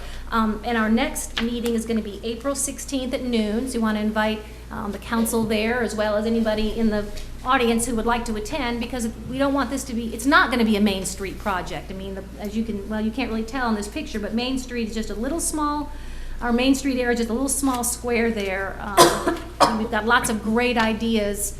So Sherry, you want to jump in and add anything? Yeah, I do. When we talked about this, and it's been brought up to me before I even started the job as Main Street coordinator, that there needed to be some sort of celebration of the pioneering efforts that the people had right after the 1916 fire. So no, this was a terrible tragedy, but out of this terrible tragedy resulted in a beautiful district that we have. And so it's been 100 years, and we've had progress in our town. We heard the PDC report. We've seen lots of things happen in our town, and we want to celebrate the progress that we have had as a community. And so we are looking at ways that we can do that. A lot of great ideas came out of our first planning meeting. We had 30 people from various different places. So we want to thank you for letting us pat ourselves on the back. Like Chief Hunley said, we think we do a good job, and we want you to know it. So we're here to tell you we do a good job, and we appreciate all of your support in the things, in the requests that we ask of you, and thank you. Thank you guys very much. Anyone from the council have any questions? No? Sherry, one last shameless plug. The Wine Fest date is April 11th. April 11th. Tickets Yes. are on sale online only. I've already got mine. I encourage you all. Please get them, and get them now. Do not procrastinate if that's your thing. Tickets are how much? $40. $40. Okay, limited supply, Yes. right? Okay. Yeah, there's like 135 left out of 300, so, or It'll sell 350. It's going to sell out soon. Great. Okay. Thank you guys so much. Thank you. Appreciate it. Okay. Ms. Ellis, item 16. Discuss and possibly act on a resolution accepting the recommendation of the Planning and Zoning Commission to add a new use to the city zoning ordinance to a flea market by right and plan development zoning districts and with specific use permit in light industrial zoning districts. Mr. Napier, you're up again. Yes, sir. This, kind of funny, we haven't done one of these in a long time, and then we have back-to-back meetings with one of these particular items. This is very similar to the one we just did for the recycling center. However, this one came to us via local gentleman who is here tonight with us who would like to do a flea market use that is currently not listed within our zoning ordinance. And so I think I put an item on your desk tonight along with the subdivision improvement agreement. It looks like this. It's a letter from Mr. Hughes, who is here tonight, of various items he would like to do with a so-called type flea market area. And so what staff did was took all these items into consideration, looked at all those individual areas, presented that same idea to planning zoning commission, and we came up with the two uses that you see here tonight, which would be either allow a flea market, which would be defined as an outdoor or covered market at a location which booths or similar spaces are rented or otherwise made temporarily available to two or more persons at which the persons offer tangible personal property for sale. And then we did make additional note that outdoor auctions are not permitted under this use, big equipment, trucks, things like that of that nature. But of all the items listed here tonight, those two items happen to fit in either to a planned development or a light industrial type zoning. And so what the recommendation of the Planning and Zoning Commission was is to allow it in a planned development district or in a light industrial district with a specific use permit only. So of all the items you see listed, such as flea market, auction house, private party rental, open building, a lot of those are covered in the current zoning ordinance, and we tried to fit what was a common denominator of all these individual uses, and that's how we arrived at these two particular items. Is all these items are listed in one of these two zonings that are allowed. So that's how we arrived here at this particular item tonight. Okay. Any questions? Any questions, discussion from the council? Just one question. The current flea market that's on the loop, is it in one of these districts already? Or will it? I believe it's zone commercial at this time. So, But it's so it's going to have to be it. It would be a legal non-conforming use unless they want to come in and change something. Yeah, so Okay. it's grandfathered in. Okay. Any other discussion? Is there, Matt? Yes. I'm sorry, Ms. Lancaster, go Could you ahead. take this particular proposal and locate a flea market, using it on our books? Somebody might want to put a flea market out on the other side of town. Could they use this?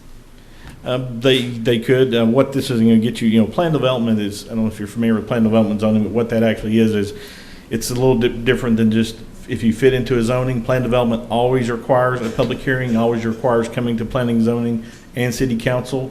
And what that planned development zoning allows you to do is to ask questions and to kind of play the, sort of not play the game, but to make considerations of what they're doing. If you don't like something, you can put a stipulation on something that you don't like and not allow that to happen. Or as, citizens have input as to something they do or don't like, you can make changes under planned development zoning. Same thing with a specific use permit in light industrial. So that gives P&Z, city council, city staff more opportunity to make it fit better into a particular area and take citizen input into consideration at the same time. Is that changes only? I mean, could perceivably somebody just stop a development? Or is it just goes to changes? Or could it be something proposed that maybe you would want to stop? But either one of these, they would have to come before you. So they would have to. Potentially it could be stopped if it were something we didn't like. Well, this would have to come before planning, zoning, and city council. If you allowed what P&Z did, you would see it.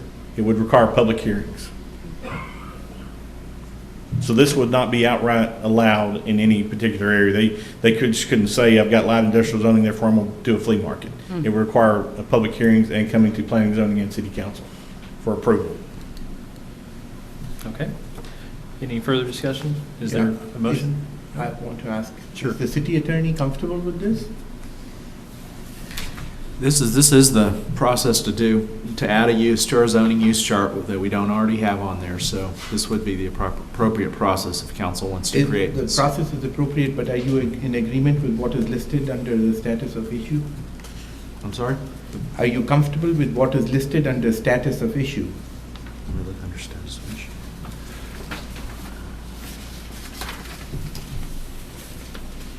Sorry, I don't have that page in front of me. It's item number 18, memorandum on item 18. A PID project may include, et cetera, all of this that is listed. 75, let me get there.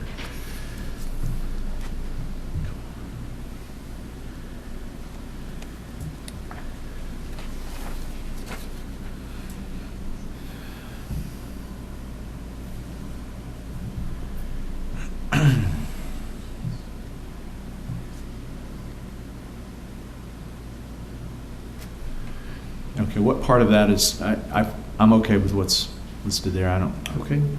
nothing's jumping out at me. Because it's labeled specific use or permitted use, they have to come by every time though. Yes, sir. Sure would. Okay. That's correct. Any further discussion? Is there a motion to be made on this item? I'll make the motion. I have one question. It really would involve Mr. Hughes, I think. So the proposal here is to buy those two buildings, but to maintain them and convert them for use, or are you talking about raising those buildings and getting rid of them?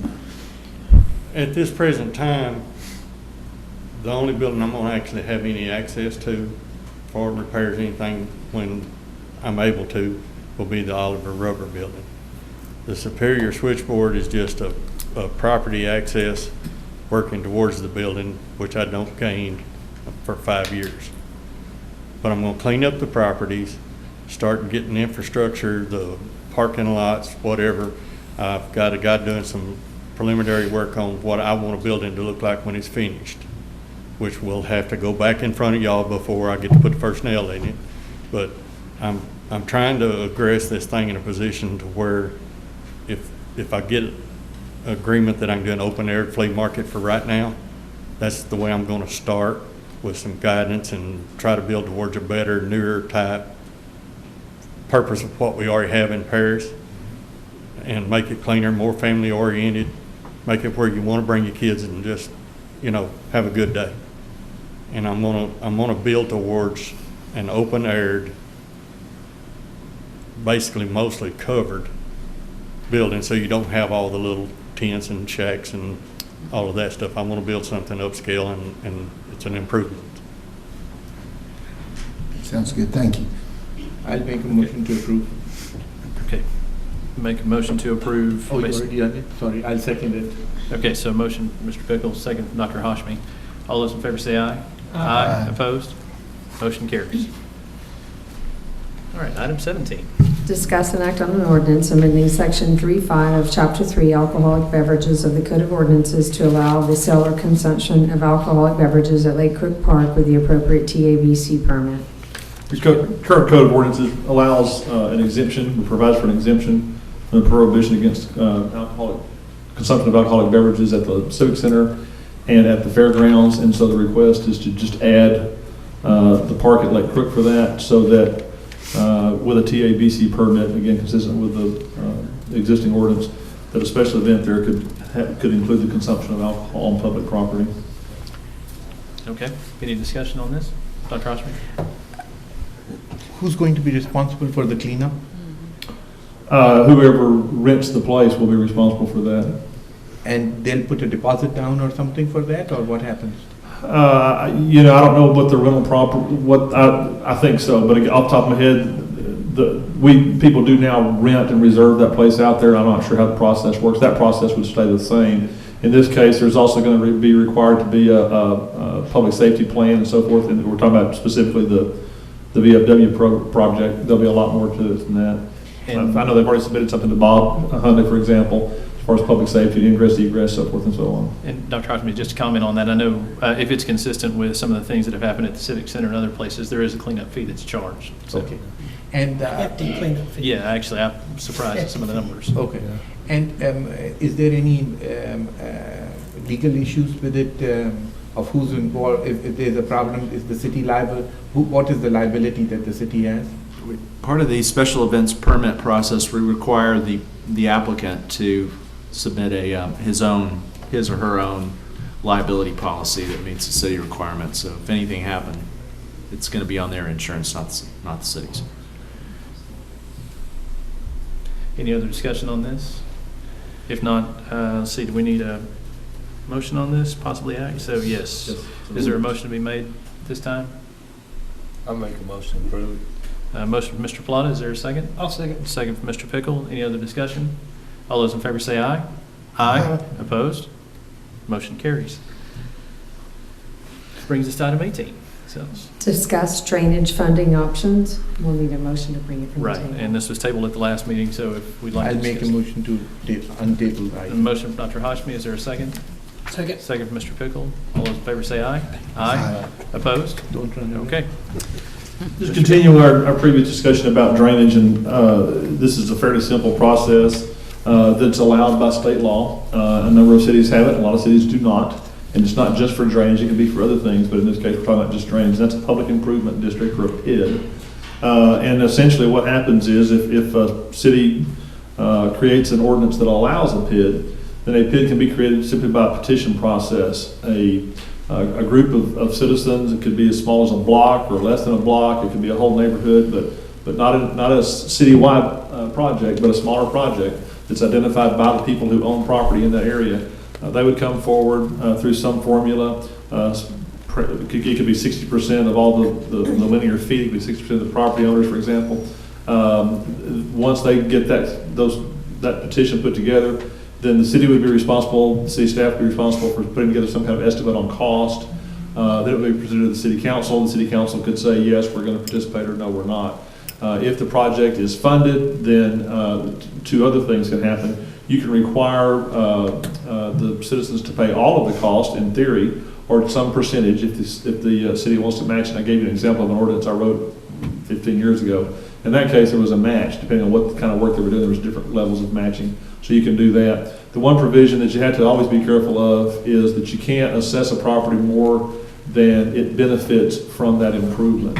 So if you can't assess them $10,000 and they only got $500 worth of benefit for it, for example. So that's one thing that can limit you. That's something that often requires, and that's whether you want to or not, that usually requires some city money to be put in there so that it's not excessive. That's also how you determine the boundary of a program. For example, if you were going to redo 2 blocks of a street, you couldn't charge people that are in that neighborhood.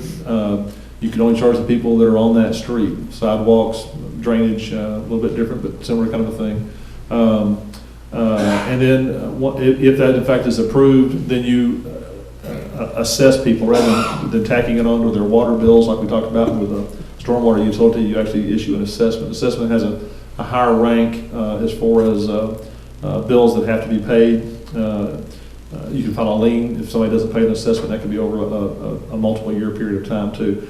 The other big difference between a PID and a stormwater utility is a stormwater utility has a lot of flexibility as far as what you can spend money for. It can be for capital, it can be for operations, it can be used for maintenance and so forth. And again, citywide, PID is restricted to a specific area, restricted to just the value that properties are enhanced. And also it's only for infrastructure projects, construction projects. It's not, you can't use it to hire a maintenance crew. You can't do operations and maintenance, it's only for capital. But anyway, that's another option, and a couple of you asked us to bring some information back. So there's the short synopsis of what a PID is and how it works.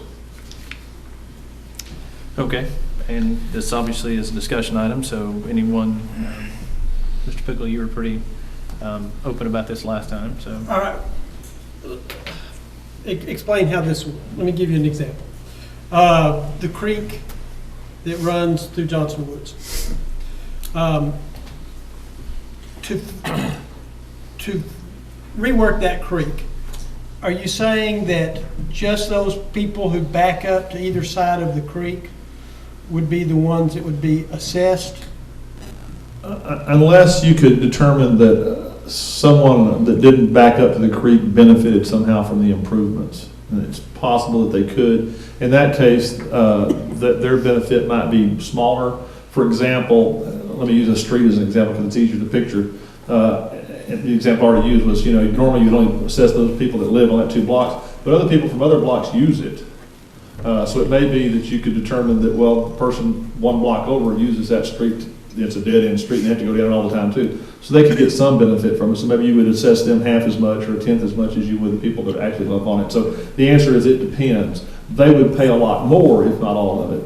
If, for instance, this creek, if by reworking it, could it change the floodplain and impact the people that are impacted by that floodplain right now? It could. You talk about if it impacted the floodplain for people outside of that immediate area? Yes. So that would be a benefit to them that could be accessible. Okay. And how does that process work? Would the council just say, okay, we're going to... We would have to have a licensed appraiser determine that it affected the value of their property by a set amount. But this would not be something, this would be something that we would determine whether we want to set up this utility district. Correct. You could turn any of them down for cause. You could turn them down because, you know what, we don't have our half of the money in the budget this year. So it's an opportunity for people to submit petitions to you. You still have to approve it as a valid project, and So you they have to would be able to fund it. They would submit a petition to us to say, assess us, charge us to fix this. Okay. Basically, it's all the neighbors getting together as a group and then coming to you for your financing abilities and hopefully for some matching. Otherwise, they could do it themselves, of course, but that's pretty impractical for most neighborhoods to be able to do their own work and not obviously what you want to do anyway. So. Okay. So it's not a real simple process, but it is a process that's available. Yes, sir. Well, the problem that I find with this is that there's going to be dissatisfaction that we approve some and we don't approve some, and the neighborhood that we don't approve gets upset, and the neighborhood that we approve, somebody complains that, well, you lived in that neighborhood. It just opens us to unnecessary criticism, I think. Yeah, I think the only way you can hope to avoid that, and you're exactly right, that's a problem, because if right off the bat, when you start saying petition us knowing that you're going to not be able to pay for it, it's just going to give a reason. People don't ask. It's kind of like don't ask me for help if you're not going to give it to me. And the second thing with this is also, it is the city's responsibility. Drainage is a city's responsibility, and yes, we have ignored a lot of things, but just like we ignored water and sewer for 100 years. I think at some point, if we are going to be able to afford it, why doesn't the city do it? Yeah, PIDS, I think... it has waited for this long.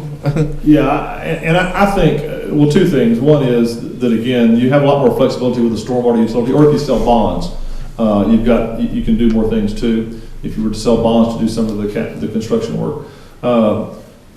PIDS, I think, just in my opinion, is they lend themselves more to things that are a little more iffy, like, for example, and I've seen this done in Texas and Florida, both where I worked, there's a neighborhood, they want street lights, and so they get together and they pay for the street lights. That's not such a core function as drainage and streets and water and sewer. And so I tend to agree that I like it for some things, and Rowlett, we use it for a lot of people wanted sidewalks. They didn't have sidewalks, they wanted sidewalks, like, well, if y'all want them, you can pay for them, and some neighborhoods did. But that's different from drainage. Drainage is a core function, I think, and so I agree, I tend to agree. And the other problem that I have with the stormwater utility is that just to attach to somebody's bill as a flat fee is the wrong thing to do. I may have a bigger house, I should be charged more. Why should it not be attached to property taxes?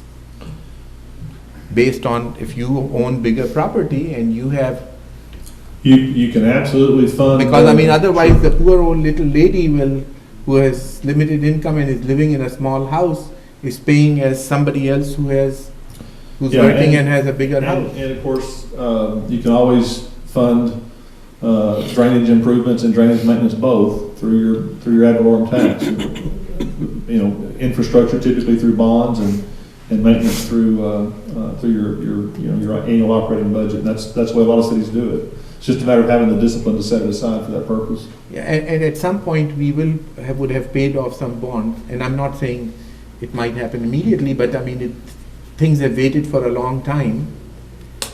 And if we get to a point that the city can afford to do it itself rather than tax people further. Yeah, you know, the only other side of that is that going back to the pit again, and I'm not arguing for or against it either way because there's pluses and minuses. It does allow people to have that tool. You know, the argument could be made that, well, gee, they shouldn't have to pay for this. Well, they're not having to unless they decide amongst themselves we want to. We don't want to wait 5 years or 2 years. We want to do it now, and we're willing to pay for it.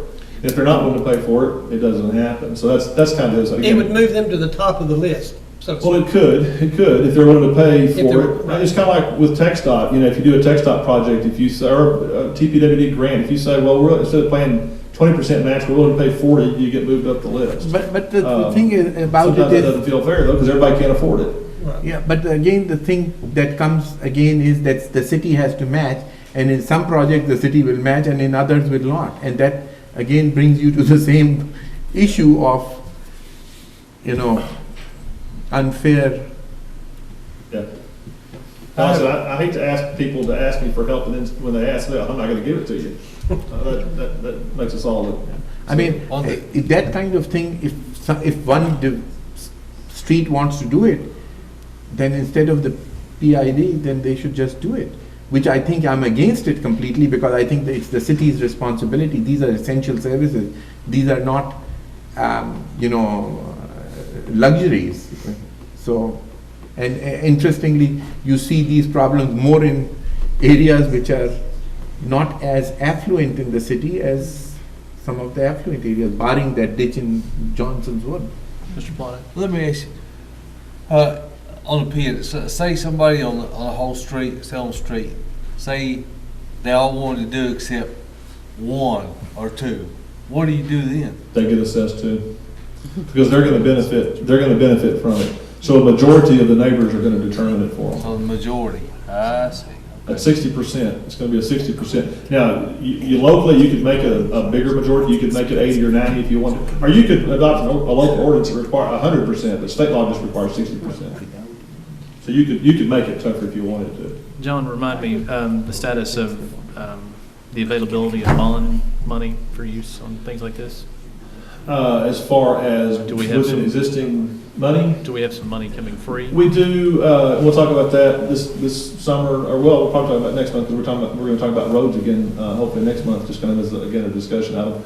We've got about $3 or $4 million that's going to come available, and one of my suggestions was, $500,000 for parks, $500,000 for drainage, and $2 or $3 million for a road or two. And of course, we also talked about maybe doing more than that, maybe looking at asking citizens to have an election on more roads. But yeah, that's coming up in our next budget year. In fact, we met with the financial folks just last week, Gene and I did. So. Okay, so I mean there is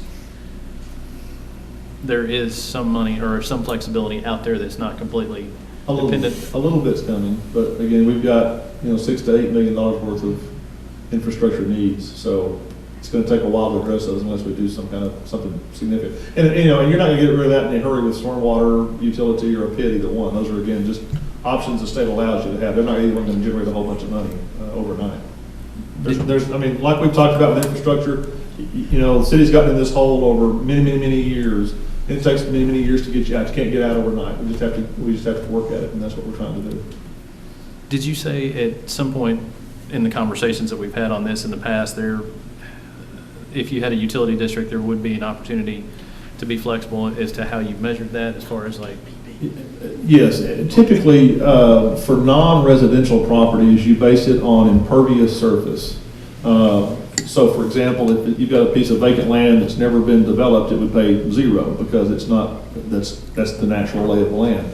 If you've got a place that's got a giant parking lot, they pave acres and acres and acres, they're obviously generating more runoff than somebody that doesn't have all those acres. So typically, again, non-residential, you base it on impervious surface. Now, the residential, that's harder to do because in a lot of cases you don't have that data. So usually on residential, you just charge a flat fee per residence. You know, if you've got enough data, you can do that, but it's really time consuming and kind of challenging to figure out impervious surface on every lot in town, yeah. Okay, so for residential, flat, and is Typically, there yes. any way to gauge what that might be? I mean, it's spitballing at this point, I know. As far as the flat fee? Yes. Well, it could be whatever you want. I mean, you could charge 10 cents, you could charge $2, whatever you want to do. The more you charge, the more we generate. Now, I think the example I gave you a couple months ago was from probably Fairview. I think ours was $2 or $2.50, which is, I think that's higher than you'd want to go here if you were going to do it. But, if you charge a dollar a house, 9,000 customers, that's $9,000 a month, that's $108,000 a year. You're not talking about probably doing any kind of infrastructure. Right now, that's something you could do to pay for, a maintenance crew. We could go hire a couple of folks and a pickup truck and put them out there. So we've got 2 people that do nothing but drainage, and that would help.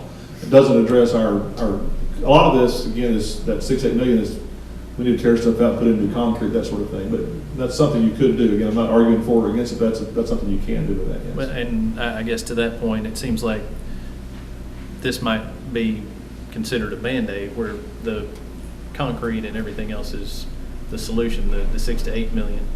Right. Versus 100,000 a year is not helping today. I mean, you could sell bonds, and you could use your stormwater utility as your pledge against your bonds. That's still going to get you $1 million, $1.2 million, something like that. So that would get you a whole lot of money. Any other discussion or direction from the council? It's a tough one. No easy solution by any stretch of the imagination, but Mr. Evans brought it up, and it's a real issue. So, any ideas or thoughts on how to ask him to proceed? Anybody want to see hard numbers or a more formalized plan, or let it rest? I think we need to give it some more thought. Okay. Yeah. All of us come up with some different solutions as to what each one of us thinks is a possible choice. Okay. And talk to our residents from the And different I think districts. that's a key. I totally agree with that. So What does everyone want to do? I mean, there's no harm in putting it as an agenda item. Let people come in. In 90 days, maybe. That, Just 3 minutes. on the agenda in 90 days, maybe. let people voice their opinion as to what they want to do. Well, and I think this conversation will generate maybe the citizens forum and things like that. Yeah. So, no hard solution tonight. I guess we'll readdress it in the future. Okay. Thank you.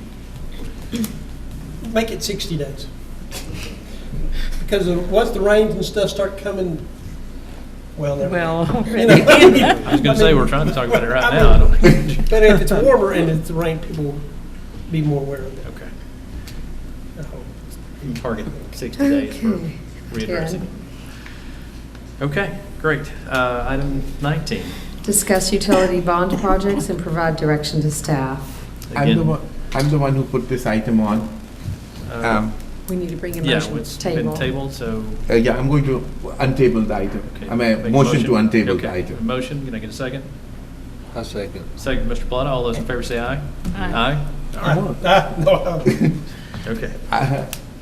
I'm the one who requested this, and I wanted the council's input on this because, things have gone pretty well with the contracts that we have given. We have actually saved money on them. They were smaller contracts.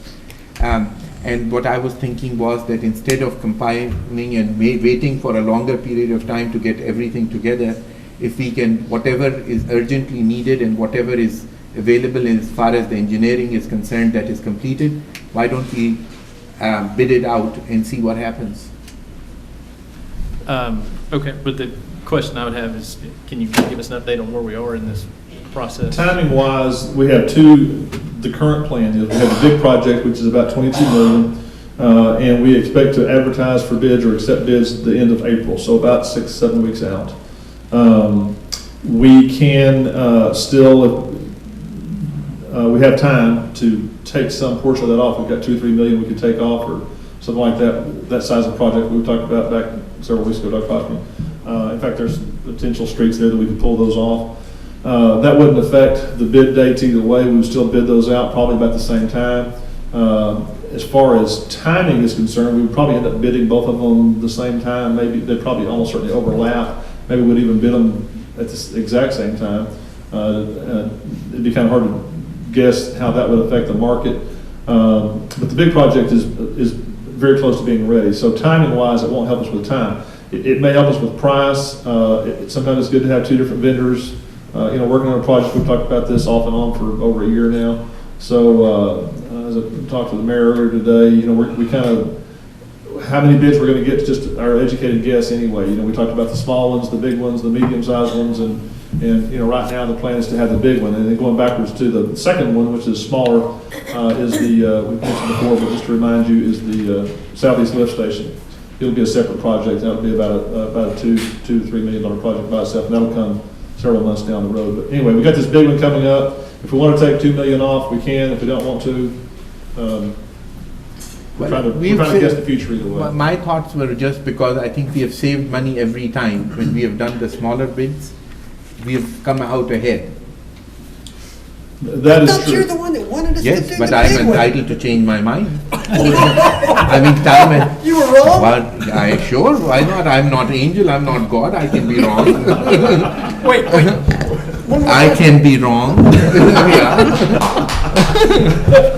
Eva? But the thing is, at least I learned from my mistake. I'm glad, finally. Well, it is. Not on somebody else, so let me clarify that one. And I don't have again, I keep saying this tonight, I don't have an opinion either way on this, but it is a fact that Mr. Bray's bids on the 2 projects so far have been very, very good. And we have in fact saved money on both of those. And quite a May bit or of may not money. happen on the third one, but it has happened. It's exactly true that it has happened on the first 2. So, There's no guarantees he would get those bids. No, we don't know if he'll even bid. Or even has Absolutely not. enough work crew to. Correct. And he's Finish what he's on doing. phase 2 right now, so he may not be able to get to it. But I'm just saying, for the first 2 phases, it did save money. But we have gotten bids before and we didn't give it. I mean, that happened, right? That we bidded it out and we did not give it to the bid that came in, so you're entitled to that. right. The question that I had that I brought up to John today, just in fairness to the rest of the council, is when you talk about peeling off a piece of this that might be ready, or for lack of a better term, easy, because I realize nothing's easy, does that dilute or change the rest of the project in that kind of the quick and easy is now gone? There's 2 parts of this that we talked about a few weeks ago. One was, if we peel this off, is it going to slow us down in some way? The answer we got from AECOM was no. The second part of that, which is a little more complicated, is within this big $35 million, $30 million project, construction project or projects, there's some lines that are really easy to go real fast, and there's some that are really hard to go real slow. And so what you don't want to do is just pick off the easy ones and put them over there so that you get a really good price on that, you think you're doing great, and then there's nothing left but hard ones, and then nobody will bid on it, or they gouge you for price. So we did talk about that, and we believe these are some that can be peeled off. They're not either all hard or all easy.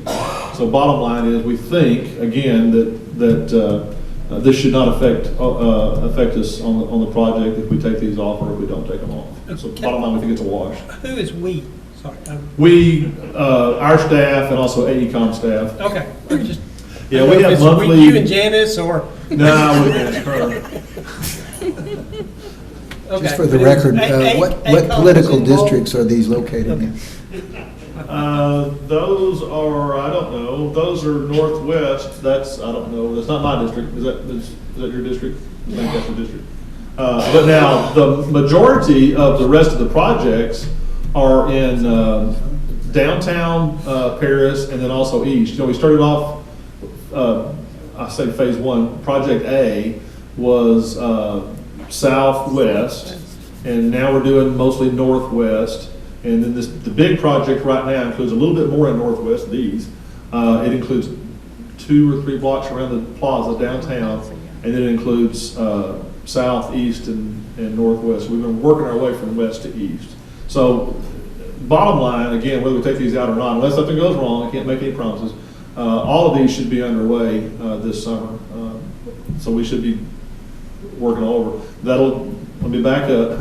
That'll be determined a little bit by the phasing of the contractor. If the contractor comes in here with a $22 million bid, that contractor is going to say, well, I'm going to start here first, or I'm going to start here first. He may work in 2 different places at one time. He may just work in one place at a time. It depends on how big of a company it is, how many crews they have. So that's still up in the air. But we're hoping to have all this bid out in April, or early May at the latest, and get it to the council for approval in May. Okay. Any other discussion, thoughts? It's not really an action item, but, obviously provide direction if we so choose. Dr. Oshby's obviously made his feelings known. I'm just throwing that one out there. I think if he's wrong, I'm going with him. Really don't know. I That's- think it's hard to say that we should or shouldn't do this. It creates a little more work for some of the staff and people to segregate this out, or just kind of redo documents that may have already been done. I'm not saying I'm opposed to it, I just don't know. I don't think that the it's- documents are done though. Yeah, they haven't been packaged. We're waiting for this meeting to package them in 2 packages or 1 package. So, from what we know, it really is, you can go either way, whichever way you feel like is going to give us the best bang for the buck. And your guess is as good as ours in the end. Can I ask something of somebody out there? Sure. Sean, can I ask something of Sean? Unless he disagrees with anything I said.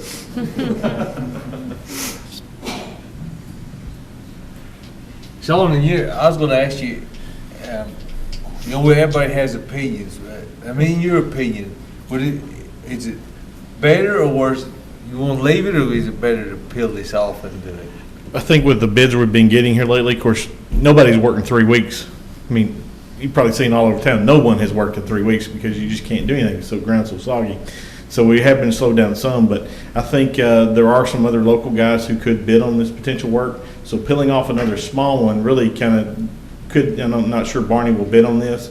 He's still working on contract B1 right now, but I think peeling off this one is a good idea. I do agree with Dr. Oshby. At that point, it would be a good idea. Plus, you could still test the waters on a large contract.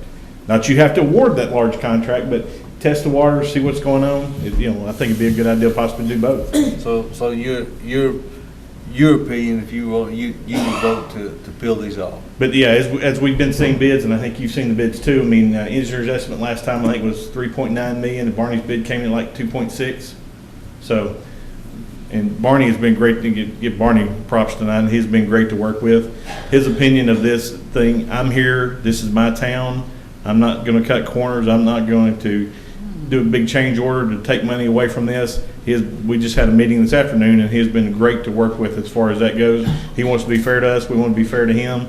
And so far, we've had a great working relationship. So, and that goes along with some of our other guys too, who are out there who could bid. So I would bid and recommend, just kind of like John said, going with, peeling this one off and still testing the waters for a larger contract. Okay. All right. So I've got 3 accounted for down there. Anybody else feel differently, or is that kind of, I mean, they may have any heartburn about it, I guess? It's not really. Okay. Then I guess Well, we're meeting with them this week, so we'll take care of it. Okay. Does that say we're gonna do this?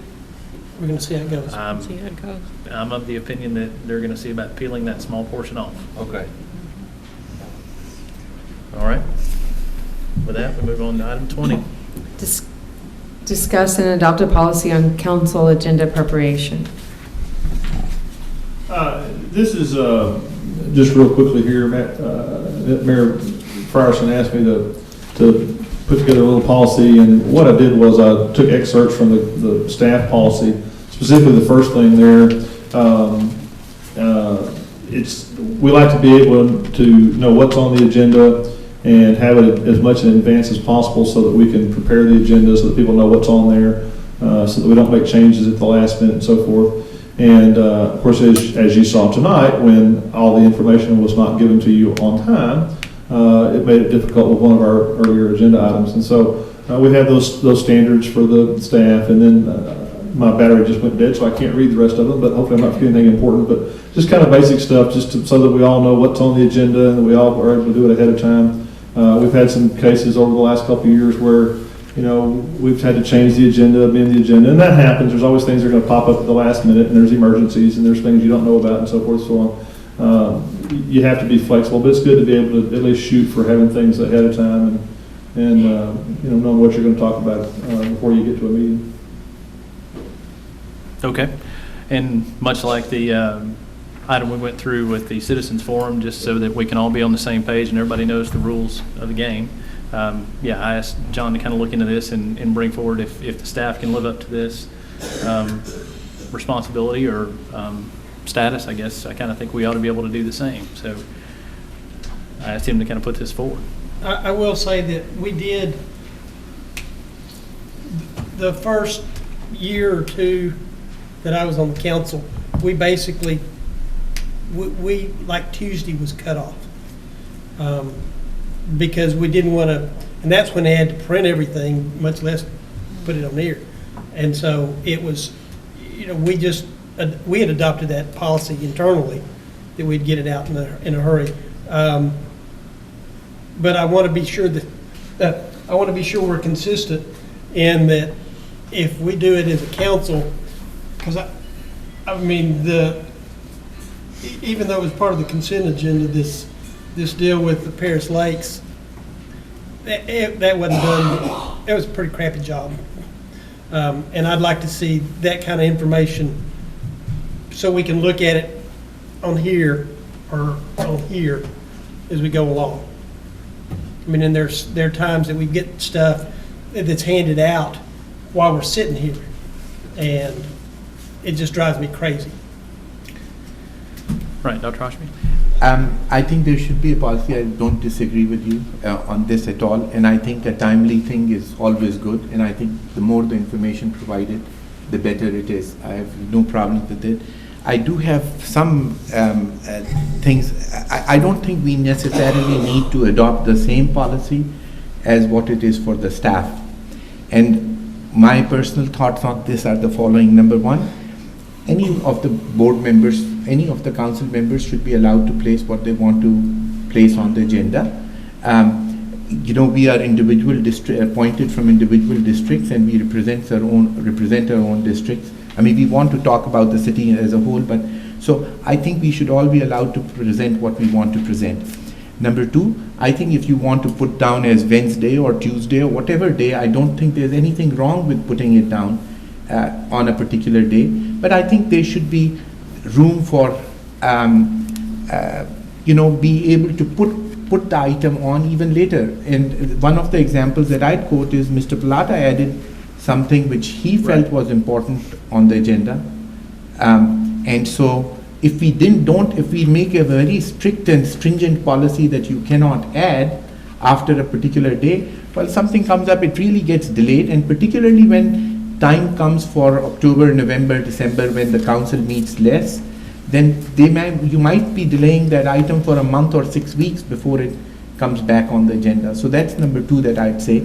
Number three is, I don't see anything wrong with providing all the information for people to see when we write it. And we may all have been wrong at one point or another. So I have no issue with the fact that if we can provide as much, I think that would be great. There's nothing wrong with doing that.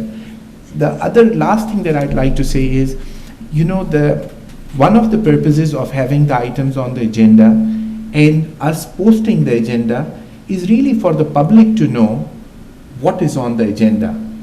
And the law requires that to be 72 hours.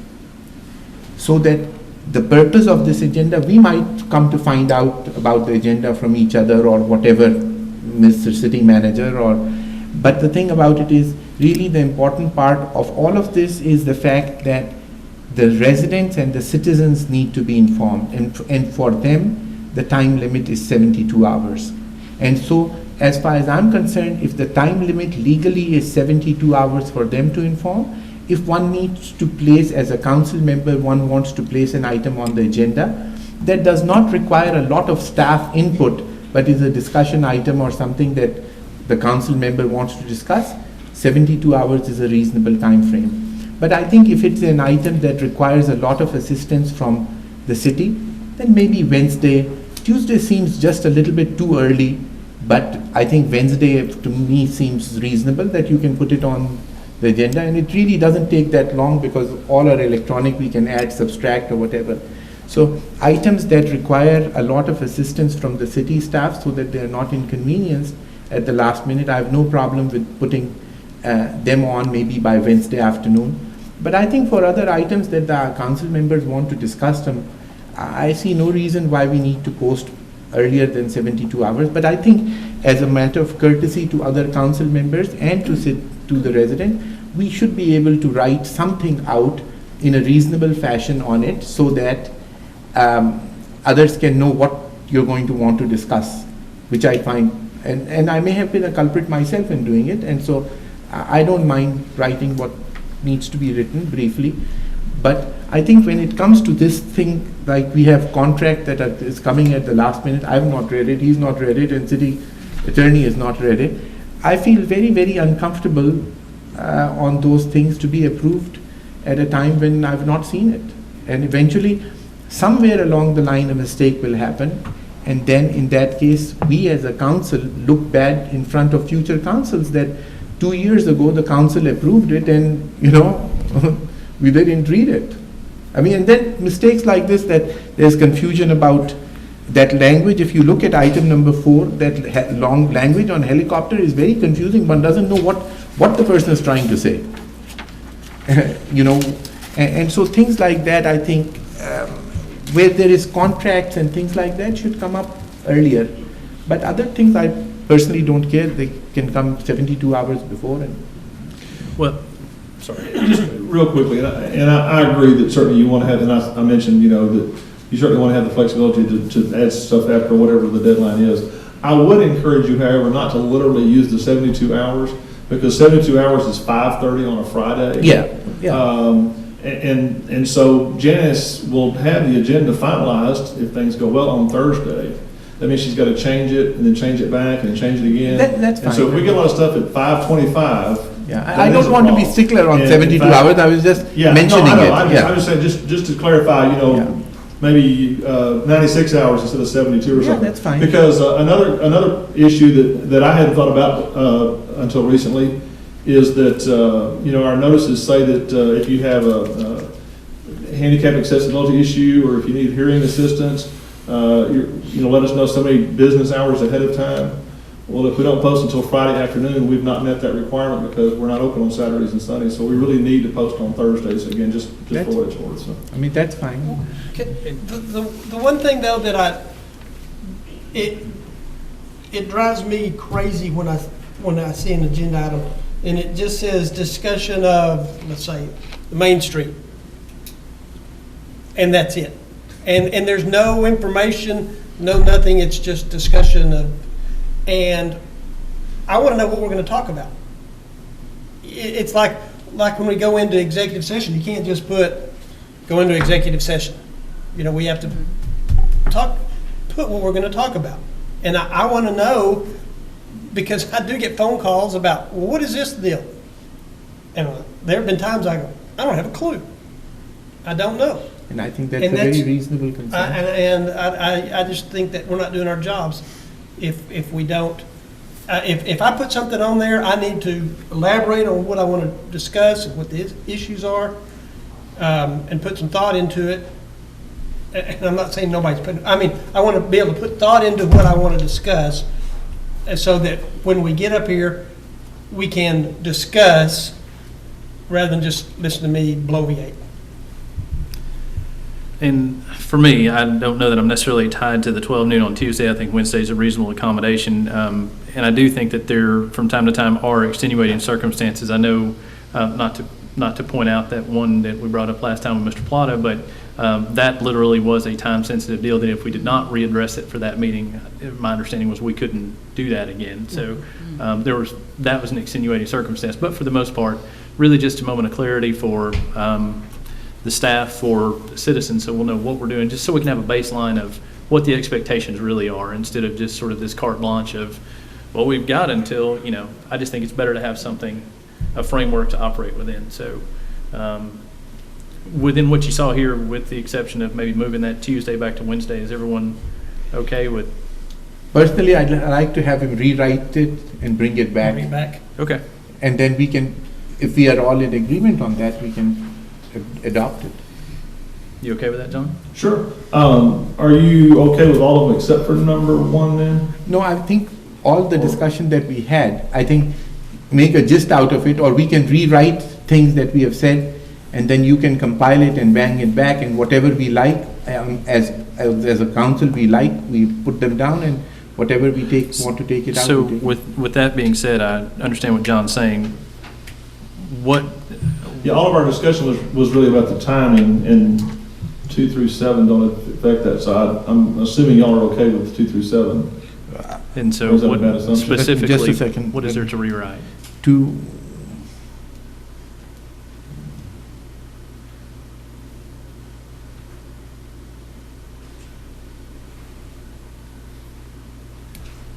Or, I mean, y'all can always send them to me. I don't like the four part. Yeah, that's really a staff thing. So, yeah, I'd take 4 out as well. Because we're not going to remove something you put on there. Only a council member on the prevailing side may place a previously voted, but that's a standard, I mean, that's Robert's rules.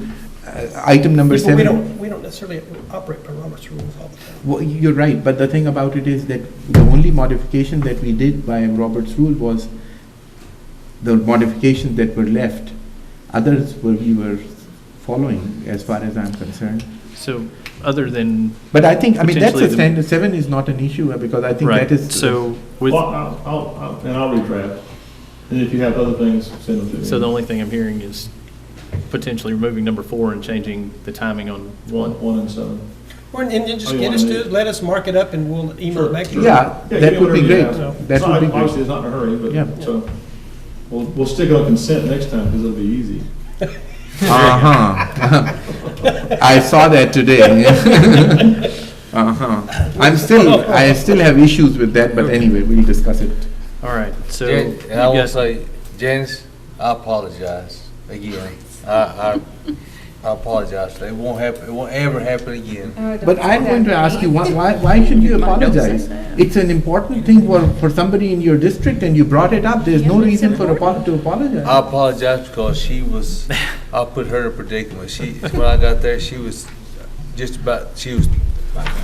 through with the agenda, and she did me a big favor. But Benny, And- remember how it used to be when we had those big old notebooks we'd get? Oh, them on? yeah. So if she has to suffer a little bit, it's okay. Hello, thank you, thank you. I'm sure she really appreciates that, Edwin. That's nice. Yeah, you got that. Okay, so with that, we move on to item 21. Convene into executive session pursuant to Section 551072 of the Texas Government Code to deliberate the purchase, exchange, lease, or value of real property. Also pursuant to Section 551071 of the Texas Government Code, consultation with attorney to receive legal advice from the city attorney about pending or contemplated litigation and/or on matters in which the duty of an attorney to his client under the Texas Disciplinary Rules of Professional Conduct of the State Bar of Texas clearly conflict with this chapter as follows. Number one, enterprise and reinvestment loan. Number 2, Condor McClellan complaint. Mr. Mayor, Yes, sir. I have a little issue with this item, and that issue that I have is the attorney needs to address, there is no mention of any particular contract on enterprise and reinvestment zone, and I want to be sure that we go in the executive session. This will just be enterprise and reinvestment zone and would not be pertinent to any particular contract or particular companies, because otherwise, before you go into the executive session, you have to write the names. So if he's comfortable with that, then I'm comfortable with that.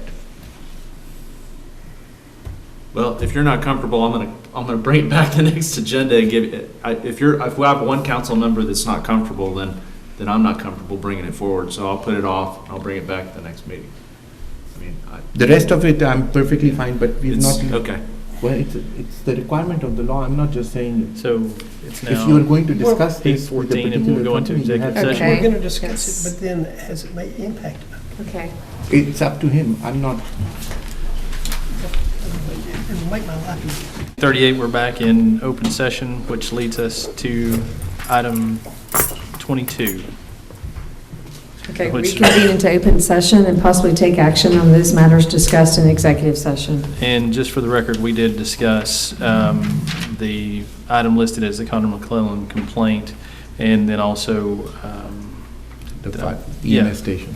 the potential acquisition of property. So with that, is there any action to be taken? I'll make a motion to let the city manager negotiate for the property and for the EMS, new EMS station. Okay, have a motion from Dr. Oshby, a second from Ms. Lancaster. All those in favor say aye. Aye. Any other action to be taken?